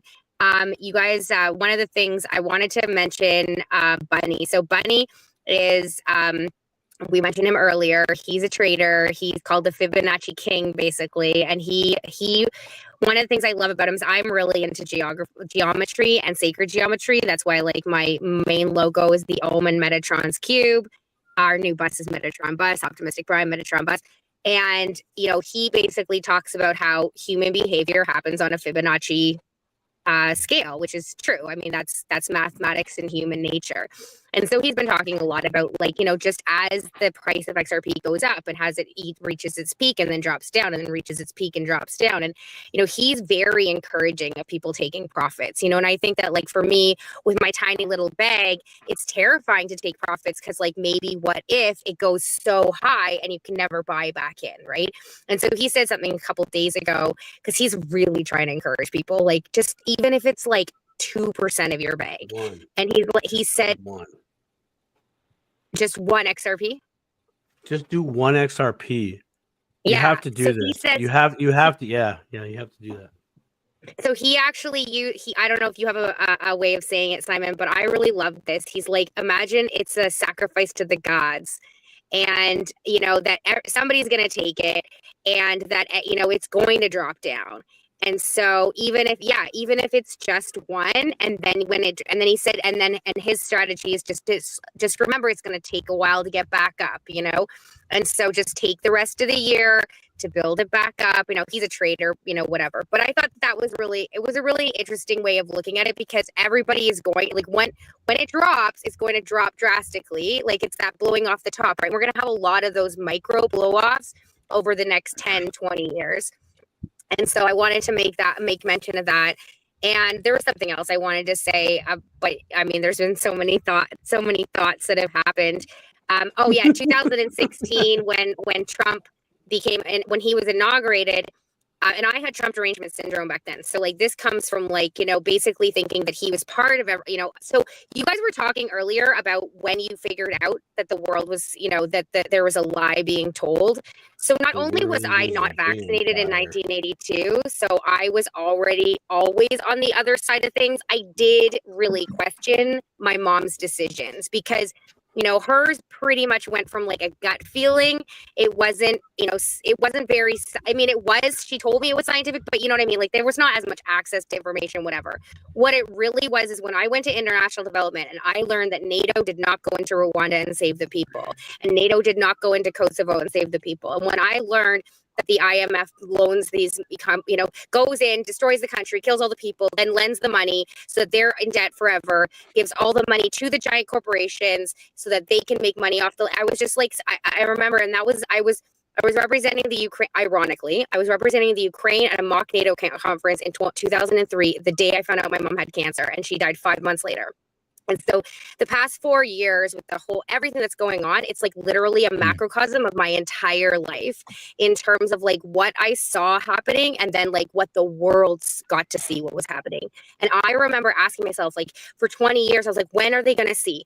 When are especially you guys, Americans, I was when are the Americans going to see that the world is being destroyed in the name of good people? And that so much is going on behind the curtain in the name of the good people with the good people's money. And so the past 4 years for me, while terribly devastating, you know, there's this part of me that's like made peace with it, in that like it is the rising of consciousness. It is the sacrifice of the people who might not see what we see. And that, you know, and this is why I always say, like, I know I claim that I believe in heaven on earth, because I truly believe that we've gone through 2,000 years of immense suffering. I believe that Jesus came to, you know, be like, hey guys, like there is another way. And that way, Yahweh, is, you know, is love, you know, and you don't have to love the evil psycho democidal maniacs. You have to love your fellow man, and you have to recognize that the entire intention of this process is the distraction, is the demoralization, is the fear. Because if you take a moment to not be distracted and to not be demoralized and to not live in fear, you have the ability to change the course of history. And I think that, you know, I believe in karma. I was raised by a Buddhist Christian. So like I have all sorts of like things in me. And that, you know, we've been banking our karma for generations and lifetimes. And that we have this, you know, when Shay wrote in the bottom, and I forgot, I used to say it a lot more than I do, that I really believe the dark and the light meets on the blockchain.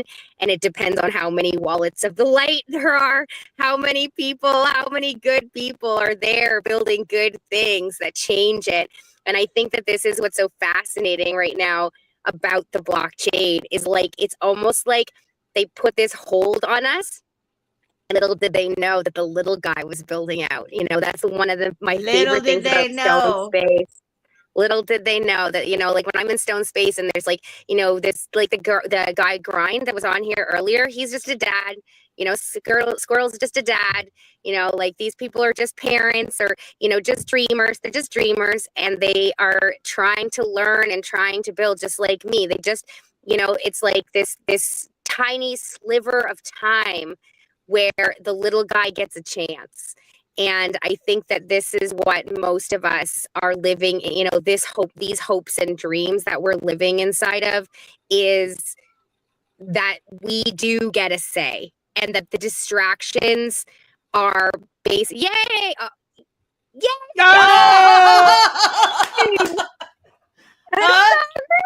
Stonewall. There's cool. one. There's one. I want one. Hey, I just want to tell everybody that I'm learning how to give out wrenches. I'm copying Uncle Buster, like giving out the wrenches for the chat, so you guys can help me man the chat. Huh? Yeah, you're gonna be full of the Illuminati. Huh? Illuminati posse. What's up? So, congratulations, Stone, on your winnings. Yay! That is awesome. I guess I have to give it away. I really want the one with the green eyes. Oh. Maybe You don't have to give it away, Stone. You always give things away. Just to claim it. I know. can't even write in the chat because I'm on my phone. So take it from me. Simon, yeah, just in I just conclusion, realized Simon left, or like he something happened. Oh no. I hope he comes back. He's gotta draw the other one. He's gotta draw the other people. If not, unless I can do it. Yeah, and if not, I mean, Jay, like we could do one next week and the week after that too. I mean, if Jay's gonna give you 3, then you know we could do that. But yeah, just in conclusion, I think that like, you know, we are going into the golden age, and isn't it a beautiful thing? And isn't it a beautiful thing that the leader of the free world says it almost every single day right now, that we are in the golden age, and the golden age starts now? And, you know, most of us have been talking about that for a long time, and just, you know, I feel so privileged. Like you know, even though everything bounced this month and we spent $100 in the past 2 days on NSF fees, and it's really brutal. I feel like it's all going to work out in the end, you know, and hopefully it will not only work out for us, but it will work out for all the people that didn't see, you know, that we are creating the things that are going to be able to like help those other people that weren't here, that couldn't see. They were on a different path, and they had, you know, some of my best friends had to choose a very different path than me, and that's okay. And I, like Greg said, you get to a point in your life where you just love people anyways, you know, you just love them. And that's all you can do is just love them and build and grow and try to make sure that you create a better world so that when they finally see, you know, you're there with an extended hand at the end, just saying like, you know, I've been waiting for you, you know, I've been waiting. I've been here waiting for you.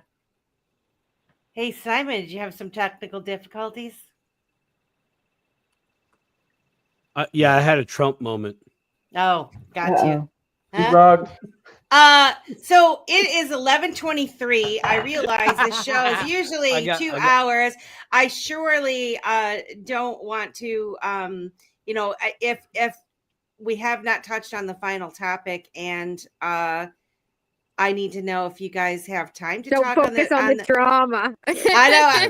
I want to Focus know if we have time to touch on the final topic, like in a speed bullet round, and to draw the other two winners of the NFT.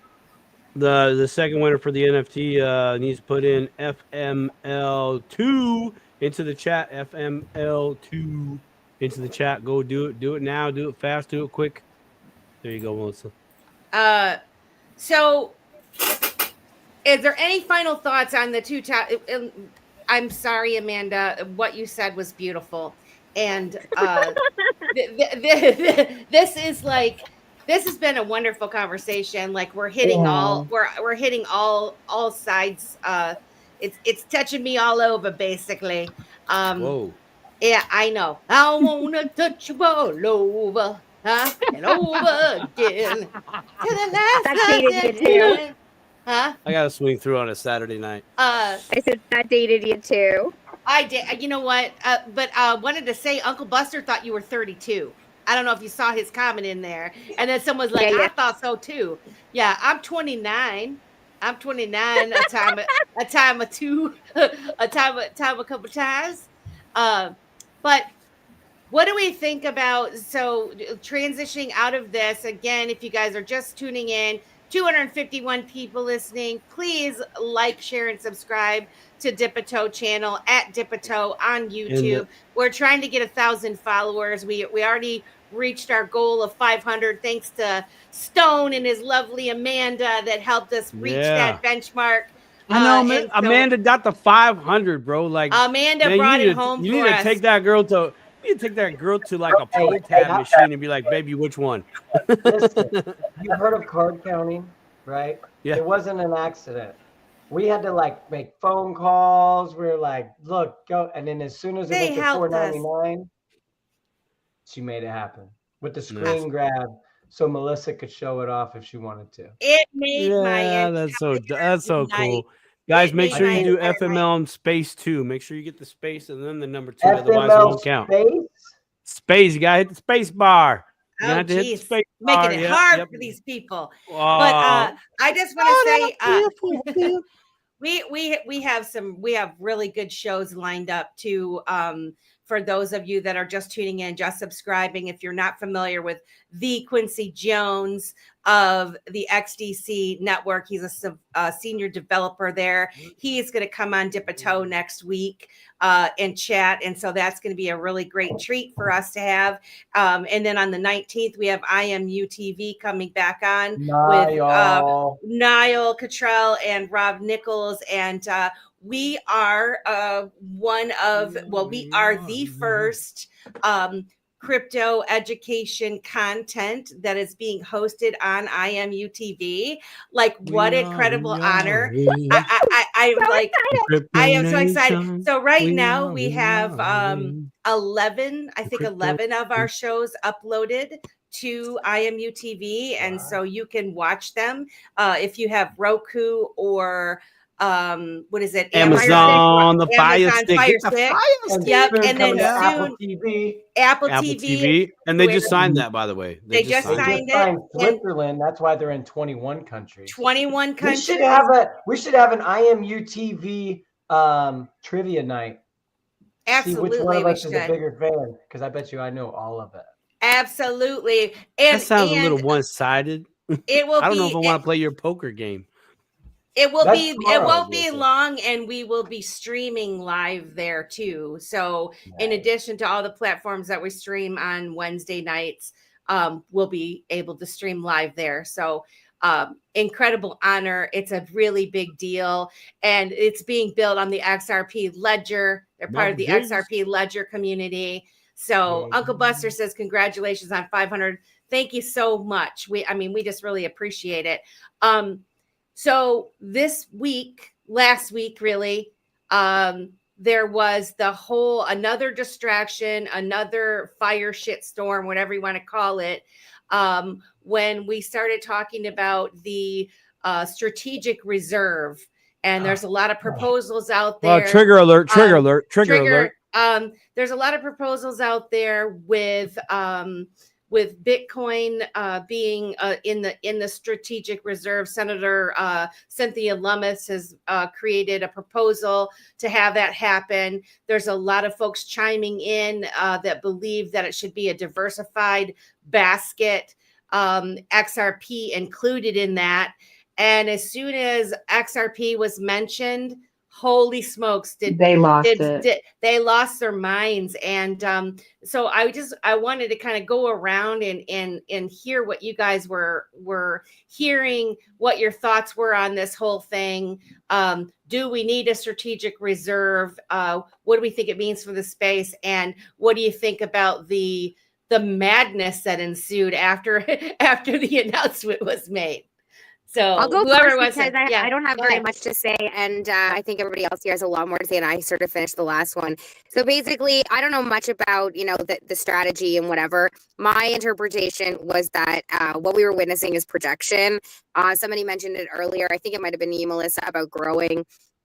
We all get stuck in our ways, and I think that we were just witness of that. And ultimately, I believe it was. The trigger chicken dinner was just mostly, it's just a distraction so that people, how many people do I know that are builders, that are dreamers, that are and they wasted their week bitching.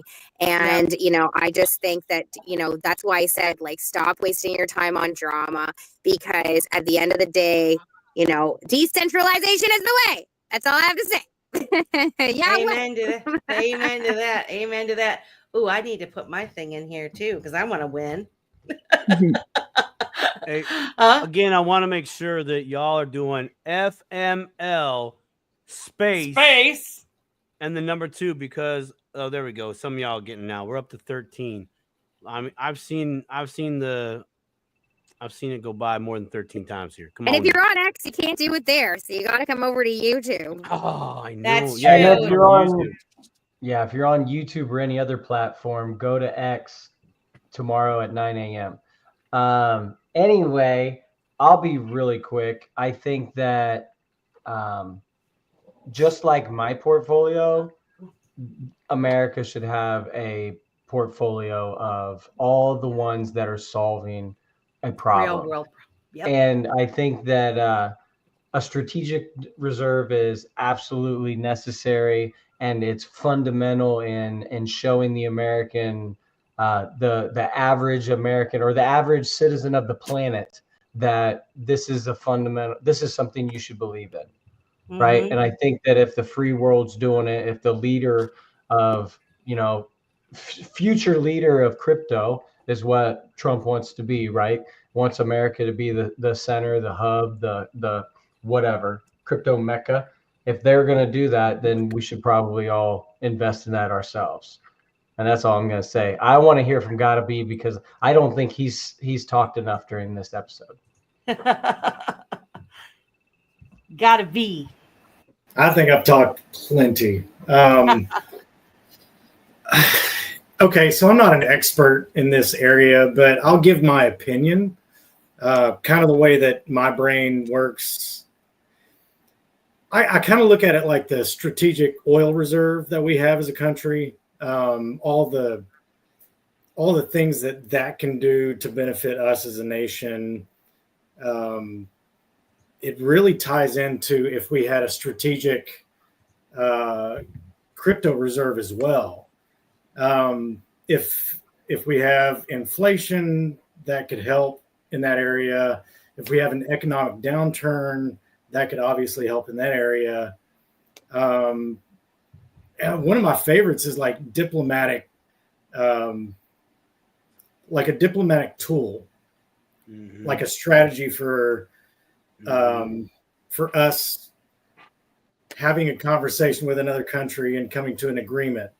It could be a tool to help out in that situation as well. But as far as the diversification goes, it just makes me laugh with all the Bitcoin maxis. Think about it this way. In the 1990s, if we decided to have a strategic stock reserve for the United States, and all we bought was America Online, AOL, right? Yeah, we'd be screwed. How stupid would that have been? Yeah. That's the same thing with just buying Bitcoin. And those Bitcoin maxis that are losing their mind, they have to understand that there are new technologies that are going to come out that are going to be mainstream eventually. So diversification has to be key. Yes. I agree with you, Greg, 100%. It just makes sense, right? If you were to go to your financial planner, people that are licensed and, they passed all the tests and they're, super smart people, in theory, they're going to tell you diversify. They're not going to tell you to put all your eggs in one basket. And not only that, but for a U.S. strategic reserve, why would you not buy the highest market cap U.S. company crypto? Right? That solves a real world problem that also introduced RLUSD, which is going to be back one. I mean, it makes sense to add these both. And when they came out of the woodwork, like they were like Elizabeth Warren today, like they went off the deep end. I don't know if any of you guys saw the Jack Mahler's video, but I like Bitcoin. I think Bitcoin is here to stay. I'm not against it in any way. I started off in Bitcoin. Many of us did. I still think that Bitcoin has value, but whenever I'd go to like the conferences and stuff, I never really cared for that Jack Muller's guy. Like I thought, he said bad language, and I realized people said, well, he's the younger guy. He's trying to cater or turn on the young folks and stuff. But I thought he reflected the space in a poor way with his temperament. And he just pretty much cemented my view, because I thought he made himself look really silly with the things that he said. And if he is a leader in that space, I would be embarrassed of him in the way that he behaved. So, and there were several people that I really respect. I thought I did respect, that were sounding really, really immature and, kind of, what's the guy that gives you the advice on TV? The reverse Kramer thing. I was getting Kramer vibes from these people, and I said, "Uh-oh, hot dog. So something ain't right here. Something ain't feeling right to me." So, yeah, I'm just curious what the rest of you guys think on this topic. Anyone? Go ahead, Keita. Well, when it comes to the reserve, I'm always of a mind of I'm not an XRP maxi. That's never been me. I'm a utility maxi. So I want those things that are going to do something. So it would make sense that you're going to put those things in reserve that have utility. Yep. I mean, it would just make sense. And I'm not saying that Bitcoin doesn't have any utility, but the type of utility it isn't necessarily to be utilized. It's more for a store of value, and I think that's where many of the people that get, so butthurt about it, it's almost like you just didn't pick my guy. You didn't pick my guy. And so they're, and tantruming and I just I Didn't it remind you of people that put themselves in a box?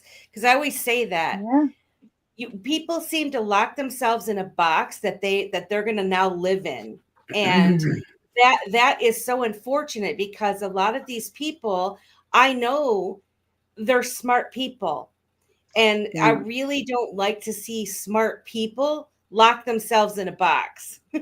You got to spread your wings out and realize that there's a whole big world out there, and it's not going to be one coin or blockchain that's going to rule it all. And you don't want it to, for crying out loud. We don't want it to. And the thing is it's almost like that little child that's stamping their feet just because, their player didn't win. And it's not even a winner or loser situation. It's an ecosystem. So if it's an ecosystem, then why is it that there's this much, Because they invested in it, because their ego's tied to their earlier decision that they thought that was the way. And because now they're realizing that their earlier choice wasn't accurate, they're going to defend it with all they can. The fact of the matter is Bitcoin is a store of value because it's too heavy to move. It costs too much to move. It costs too much to do anything with, and it's only going to get worse. And all the tokenomics are there. The roadmap's there. You can see what's going to happen. Every 4 years, it's just going to keep getting worse and worse and worse. And XRP isn't. And it's the way it is. And it's going to, and they can't stand the fact that they were wrong. So when they start to have a temper tantrum and stomp their feet, when they stop listening to the reasons why what we're saying is the fix, when they stop listening to the solution, just back out of the conversation, because that's wasted energy. And if we believe energy is everywhere and energy is everything, then don't waste it on those people. That is Keep literally your vibration high. Walk away. Go buy more XRP. Watch dip a toe. Have a sandwich, take a nap, whatever you got to do. Literally the definition of cognitive dissonance. Yes. Well, and Uncle Buster, Uncle Buster says it was already in reserve when they escrowed half the supply. To be honest, all of this was figured out a long time ago. I think you're right. And Cosmic Mama Shay says the same thing.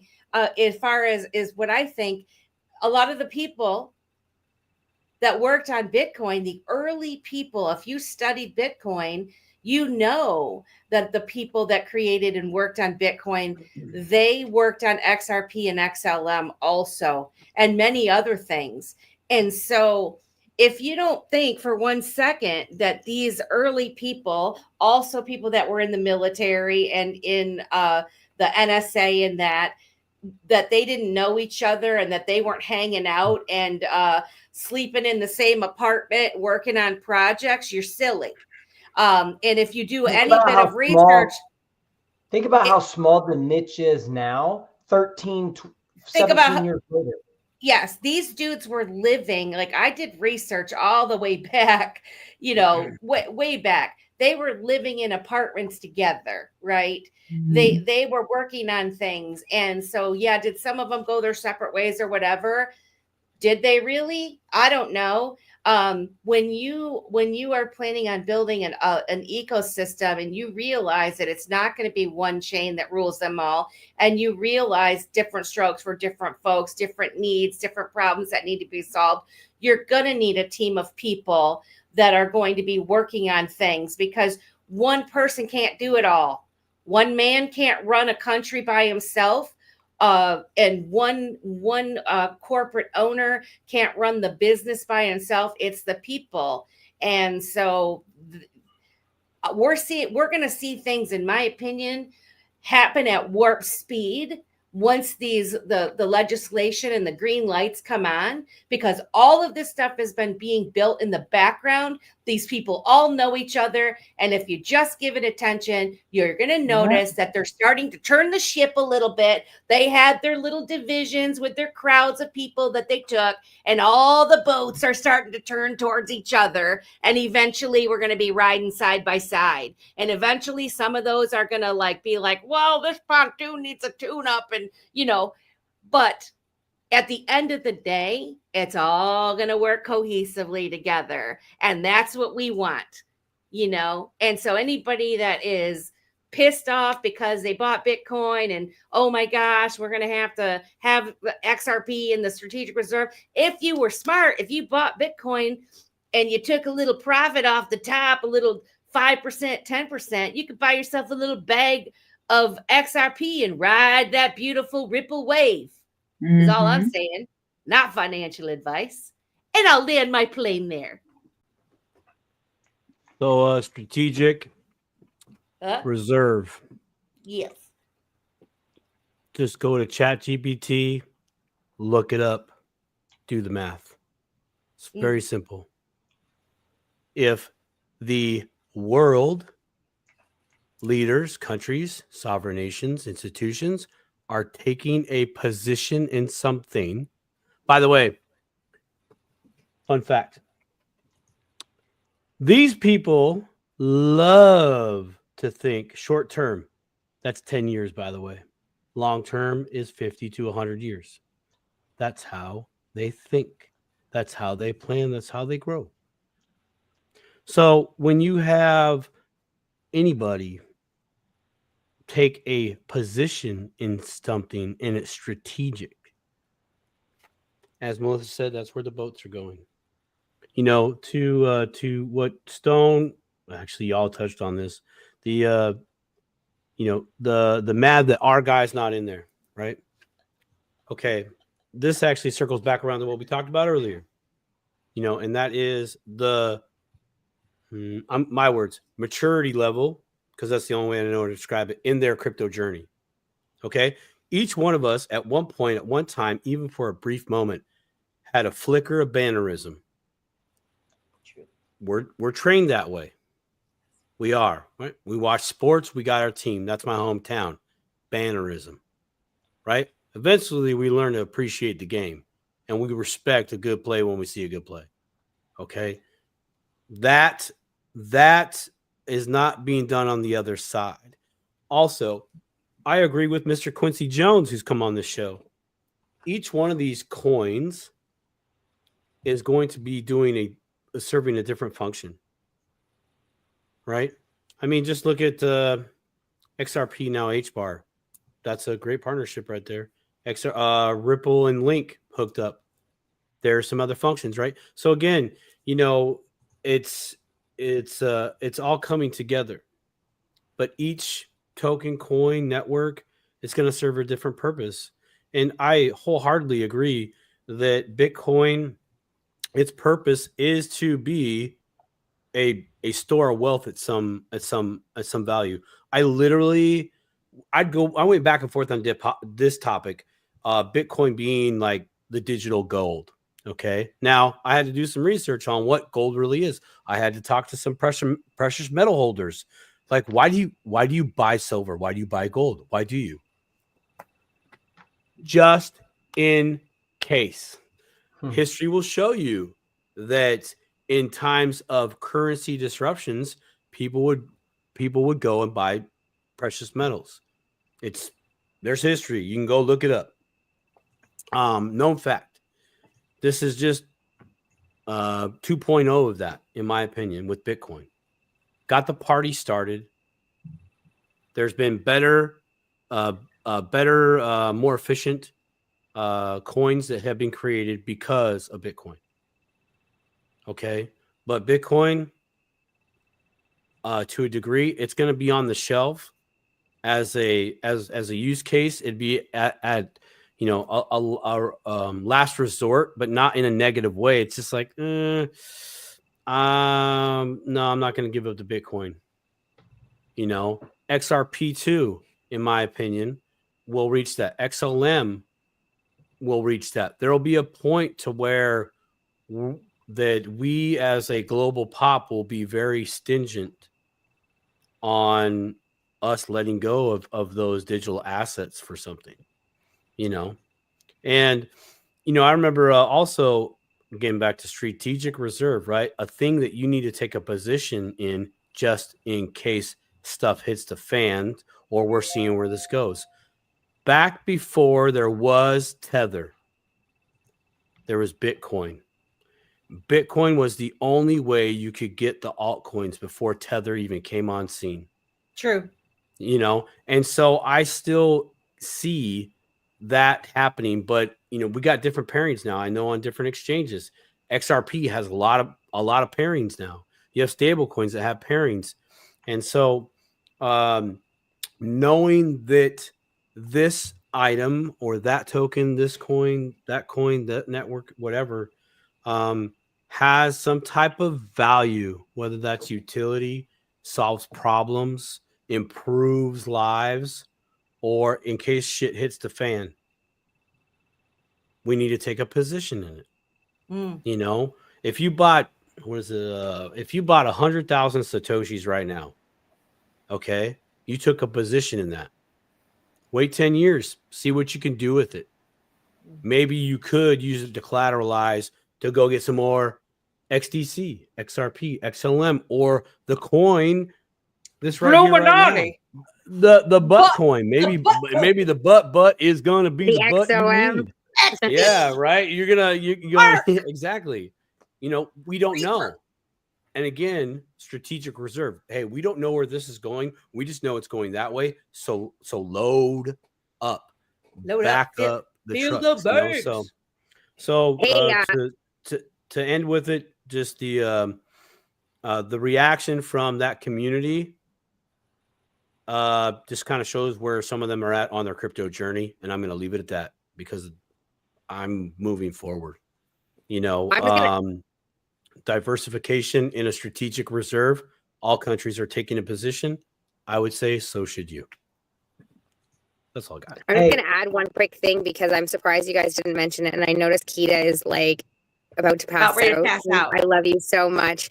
Because it's only 8:30, 8:50 here, so it's like totally I'm chill, and I know it's so late for you guys. This plane in like 5 minutes. I did just want to add that it's. I was actually shocked that none of you mentioned it because one of the things that I kept reading is that with Bitcoin, it's debt. Yeah, it's so when we're looking at the 30 whatever trillion dollar debt, and we're looking at the golden age, and we're looking at all the signs.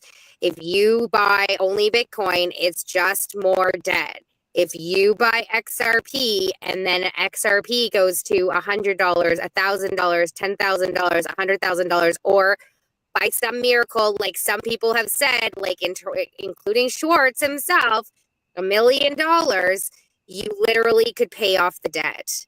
And so I think that that's what they're all missing is that ultimately, if we're going into a golden age, and you're going to use crypto to pay off the national debt and go into an asset-based system, XRP, XLM, XTC, and the ones that haven't hit their peak yet are quite literally the best strategic plan. And I think us on a micro level, that's what we see and that's what we hope for. And what's interesting about what you just said is that you see the scenario of it actually being part of that escrow that goes to the government. You give them 30 billion XRP and you put it at $10,000, you've wiped out the whole debt. Yes. The whole debt.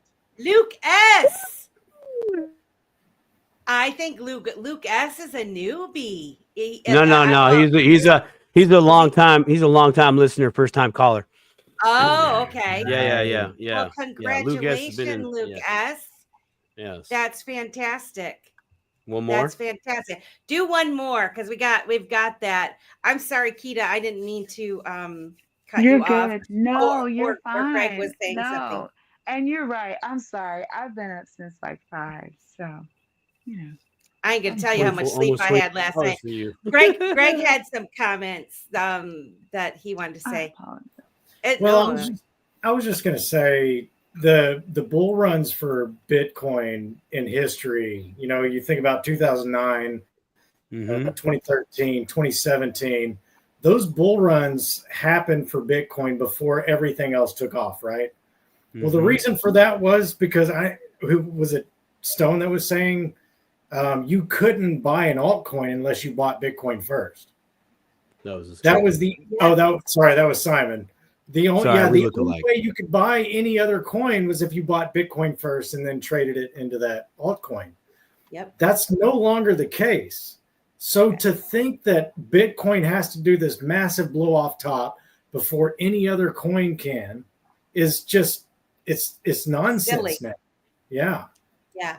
You know, I think it was very strategic. If you really take a step back and look at the way things have unfolded, I've always thought Tether, when I was in high school, the bad kids had to wear tethers on their ankles. So they went to the juvie hall, and when they got out, they had to wear a tether on their ankles so that they weren't allowed to go, kind of like the prisoners do. So whenever Tether came about, I instantly thought tracker. This is, you know, and so I've always thought that was being used as a tool to catch the bad guys.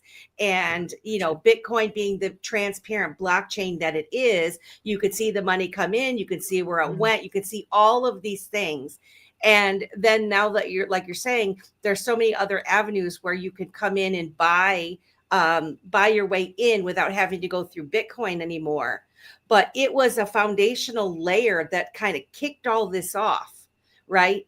And look at what has happened beyond that. And so, I mean, if people really take a step back, this has worked in harmony, no matter what the people want to think, no matter about the tribalism or at all. You have to have that base layer foundation. You have to have something break and to try to fix it. And all of the things that we're doing, this had to go down this way, in my opinion. So. Well, this is the Dip a Toe show. You can say what you want, girl. 100%. 100%. We got a third winner? No, not yet. Not yet. We're working on it. Come on, peoples. Get it in the chat. And boy, did Simon Says Crypto call it, man. I should have bet lunch on this show. I should have bet lunch. We are almost at a 4-hour show right now. If we count the pre-funk that we had before the show, man, we were already there. And I knew it, too. I knew it in my bones. Yeah, baby. Woo! Let's do some final thoughts. Caller. Put them in the chat. Put them in the chat. Put them in the chat. I'm gonna give. Stone wanted to say 60 something seconds. at the end of what you were saying. Melissa Stone wanted to add one last thing. Amen. Go ahead. You wanted me to go first, Optimistic? No, you just looked. You said you looked like your hand was up. You wanted to say I something. did. I mean, I've had so many things I want to say, and spill it. I'll just leave you with this. So, for how long have you heard the narrative that Bitcoin is bad? And very, very soon, you're going to hear that shift to fiat is bad. You're going to hear in the public narrative, it's going to go from, it's been the Bitcoin is bad, that only nefarious people are using it to buy drugs, to do this, that, and the other thing. That's been the narrative, right? Yes. Can everybody agree on that? 100%. Yes. Sure. Very, very soon, the narrative will be fiat money is bad. Mm-hmm. And they'll tell you that the only reason to use fiat money is to buy drugs and to do nefarious things. And the funny part is the fiat dollar, like the actual physical dollar, has trafficked more drugs and people than any crypto ever will. 100%. But they didn't talk about it. My point is the narrative will change. So I've seen pallets and pallets of dollars get dropped off in the sand. Okay. And it wasn't to do good. It wasn't to feed the hungry. Right. So yes, but was the media talking about that? No. Does the media talk about drug deal? Anything bad about fiat dollars? No. But they do talk about Bitcoin in that way. or they did, they used to. You haven't heard about it that way lately. And very, very soon, the bad people are going to be the ones that carry cash. You are right. Just pay attention. You- And when that happens, you're too late. I feel bad for all the no, never mind. We're a family show here. Never mind. Did you come see- by the Simon Says Crypto show later? Did you on my see own channel. Buster's comment said I was up 149,000 XRP to 1 BTC on election night. Right now it's 33,000 XRP to 1 or Now, 1 see down. Now, pay attention there. See, that's a play. That is a play that you could do, fam. Okay, like we talked about, exit strategies, and those types of things. Try to remove yourself from price, okay, and establish value on these coins. Okay, that's probably going to be your biggest wall as a dipitoer or anybody else that's new in the crypto space. Price is irrelevant, and that was probably one of the hardest things that I still battle today. Yeah. I get excited when price goes up, but I know what that means when, hey, for 1 Bitcoin, I could have got 149,000 XRP. Hello, that's a play. That's a play right there. That's why I can't stand the price of XRP compared to the dollar, because eventually, what's the dollar going to be worth? Right. Yes. One XRP is worth 1 XRP. Period. Yep. That's right. Amen. Now, yes, and that's facts. I love that. Should we do it? Who's going to win? We should do it. Winner, chicken dinner. World be free. It's going to be me. Come on. I can see it. Oh. Yeah. Fishing with Camo Joe. Let's go, Camo Joe. Congratulations. Congratulations. That's awesome. Yay. Make sure you reach out. I want to thank you guys so much for coming to Dipito. This was a fantastic conversation. I'd love to do this again. It's so hard to do one show a week, but having these type of panel discussions, I think, is really important and beneficial to everybody, because there's a different personality for everybody watching, right? Plus, Rosemary says that we're super smart people. People. We love you guys. You want to shill your program real quick, and then once we're done, we'll say goodbye and we're ending the stream. So, Stone, take her away.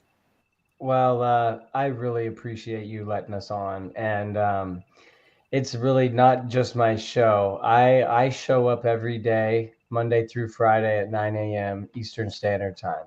And the show is all the people that come on and ask the questions. Amen. Just like you're doing, like they don't show up they show up because they know I'm there, but they show up to hear the information given by all the guests. Yeah, I just facilitate the conversation the best I can. And I try to ask the right people. And if I know a conversation is going in a way that I don't know the answer, I'll send some DMs and get the right people in there. And if I don't know very, very rarely have we come across a question that we couldn't come up with the right answer. And we have never not been able to point someone to the right person. So love it. Come to Coffee and Crypto with Stone. Optimistic Prime will be there about 75% of the time. And I really love that you have to stay up late tonight. I'll be honest with you. I love that you're here late. And tomorrow morning, you might be struggling a little bit more than usual, because I know it's way past your bedtime. Be at the gym at 5 in the morning. I was at the gym I was at the gym at 6 in the morning this morning. I got up at 5 to cook breakfast, but nice. It's late. Yeah, and half the time I go to sleep at like 3 in the morning and I see him going, I'm at the gym. I'm like, oh no, it's Coffee and Crypto in 3 hours. Well, we really appreciate you coming, and we did drop that in the chat, and you can find Coffee and Crypto on X Spaces every morning. Go check him out. Miss Optimistic Prime, where can people find you? Yeah, I'm Optimistic Prime on X, the way you spell it here with MYSTIC. Into the mystic I go with my blue umbrella.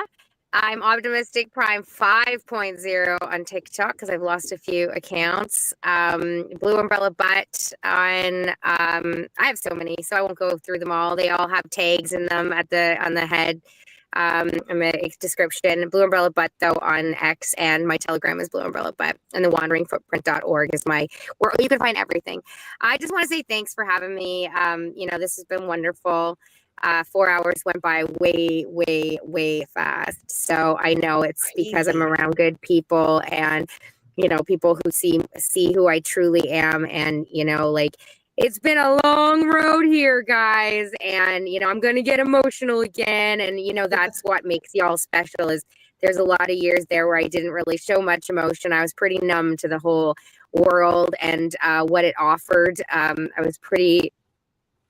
I didn't know we'd get here.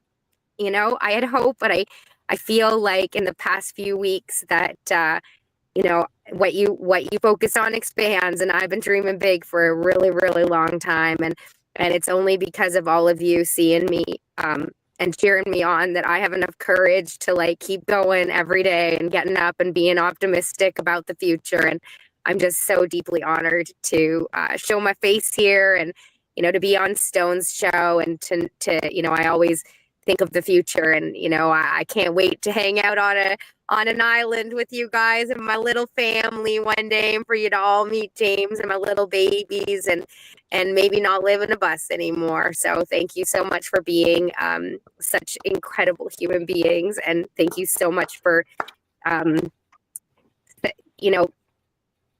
fighting all your own demons and, getting through your own struggles and your own life so that I can actually, get to spend time with you, even if it's just on the internet for now. One day I can't wait till I get to spend real life time with y'all. I just can't wait. So maybe Las Vegas. Fingers crossed, Melissa. Maybe Las Vegas. It's happening. Well, we thank you. Miss Keita, you have hung out like a champ. I know you're so tired. She's like, thank God. Oh my goodness. So first and foremost, as always, I'm always honored to be part of this conversation, to be able to hopefully add some input and some value to it. It's great to be around people who not only are just great thinkers and great vibers, but just open-minded to different thought processes that can be explored. And it doesn't necessarily mean that it changes your view. It just means that you have now more information to work with, you know what I mean, and moving forward.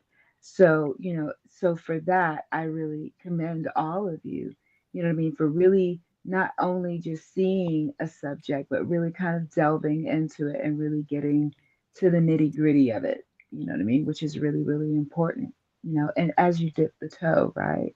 Because it's the dipping of the toe that, makes it work, right? Exactly. So thank you again for having me here on Dip a Toe, Let's Talk Crypto, and Simon and my lovely Miss Melissa and Optimus and Greg and Stone. This is what it's about. And the good part is that we're finding those connections with people now who really can understand what you've been through going through this whole process. And that's what's so important. We're going to have stories to tell. And we're going to be able to just it's going to be one of those, you know what I mean? You don't even have to say anything. You're just like, yeah, I see you. Yeah, because I see you, because I know, that kind of thing. That's the cool part. Well, I appreciate you coming.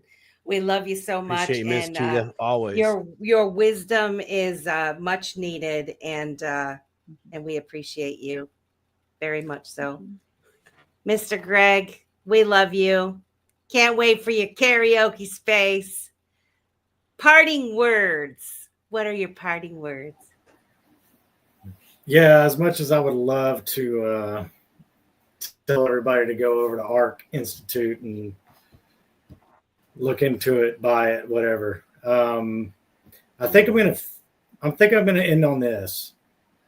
The red car phenomenon, which is also known as the Bader-Meinhof phenomenon. If I were to offer you $1,000 for every red car that you passed on your way home from work, you would be able to tell me exactly how many red cars you passed. If I didn't give you that offer before you left work, you would be able to tell me exactly 0 red cars that you passed on your way home. It's fire. In the same sense, when you're going through your daily life, you are presented with so many opportunities to love somebody, to change somebody's life, to care for somebody, and you don't even realize it because you're not looking for those opportunities. So I encourage every single one of you to make sure that you're looking for those opportunities that God presents to you. Amen, Reverend. Fantastic. I love Amen. it. Couldn't agree with you more. And that was well said. Very inspiring. Absolute fire. We love you. Go to Arc Institute, buy his token, look into it more. Look at our other past shows where he was on, and you'll learn all about the project. It's well worth your time. We do tend to have long shows, but Simon, final thoughts, my friend. Final thoughts. Okay. Earmuffs. No F word. No. A quote from my father. Scared shitless, but we do it anyways. We got to go. Y'all keep dipping that toe. Oh, I love it.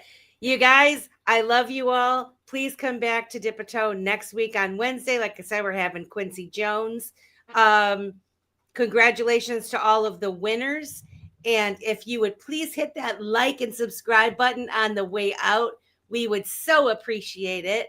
Thank you to everybody that's in the chat. I'm not going to name you all. You know who you are. We love you.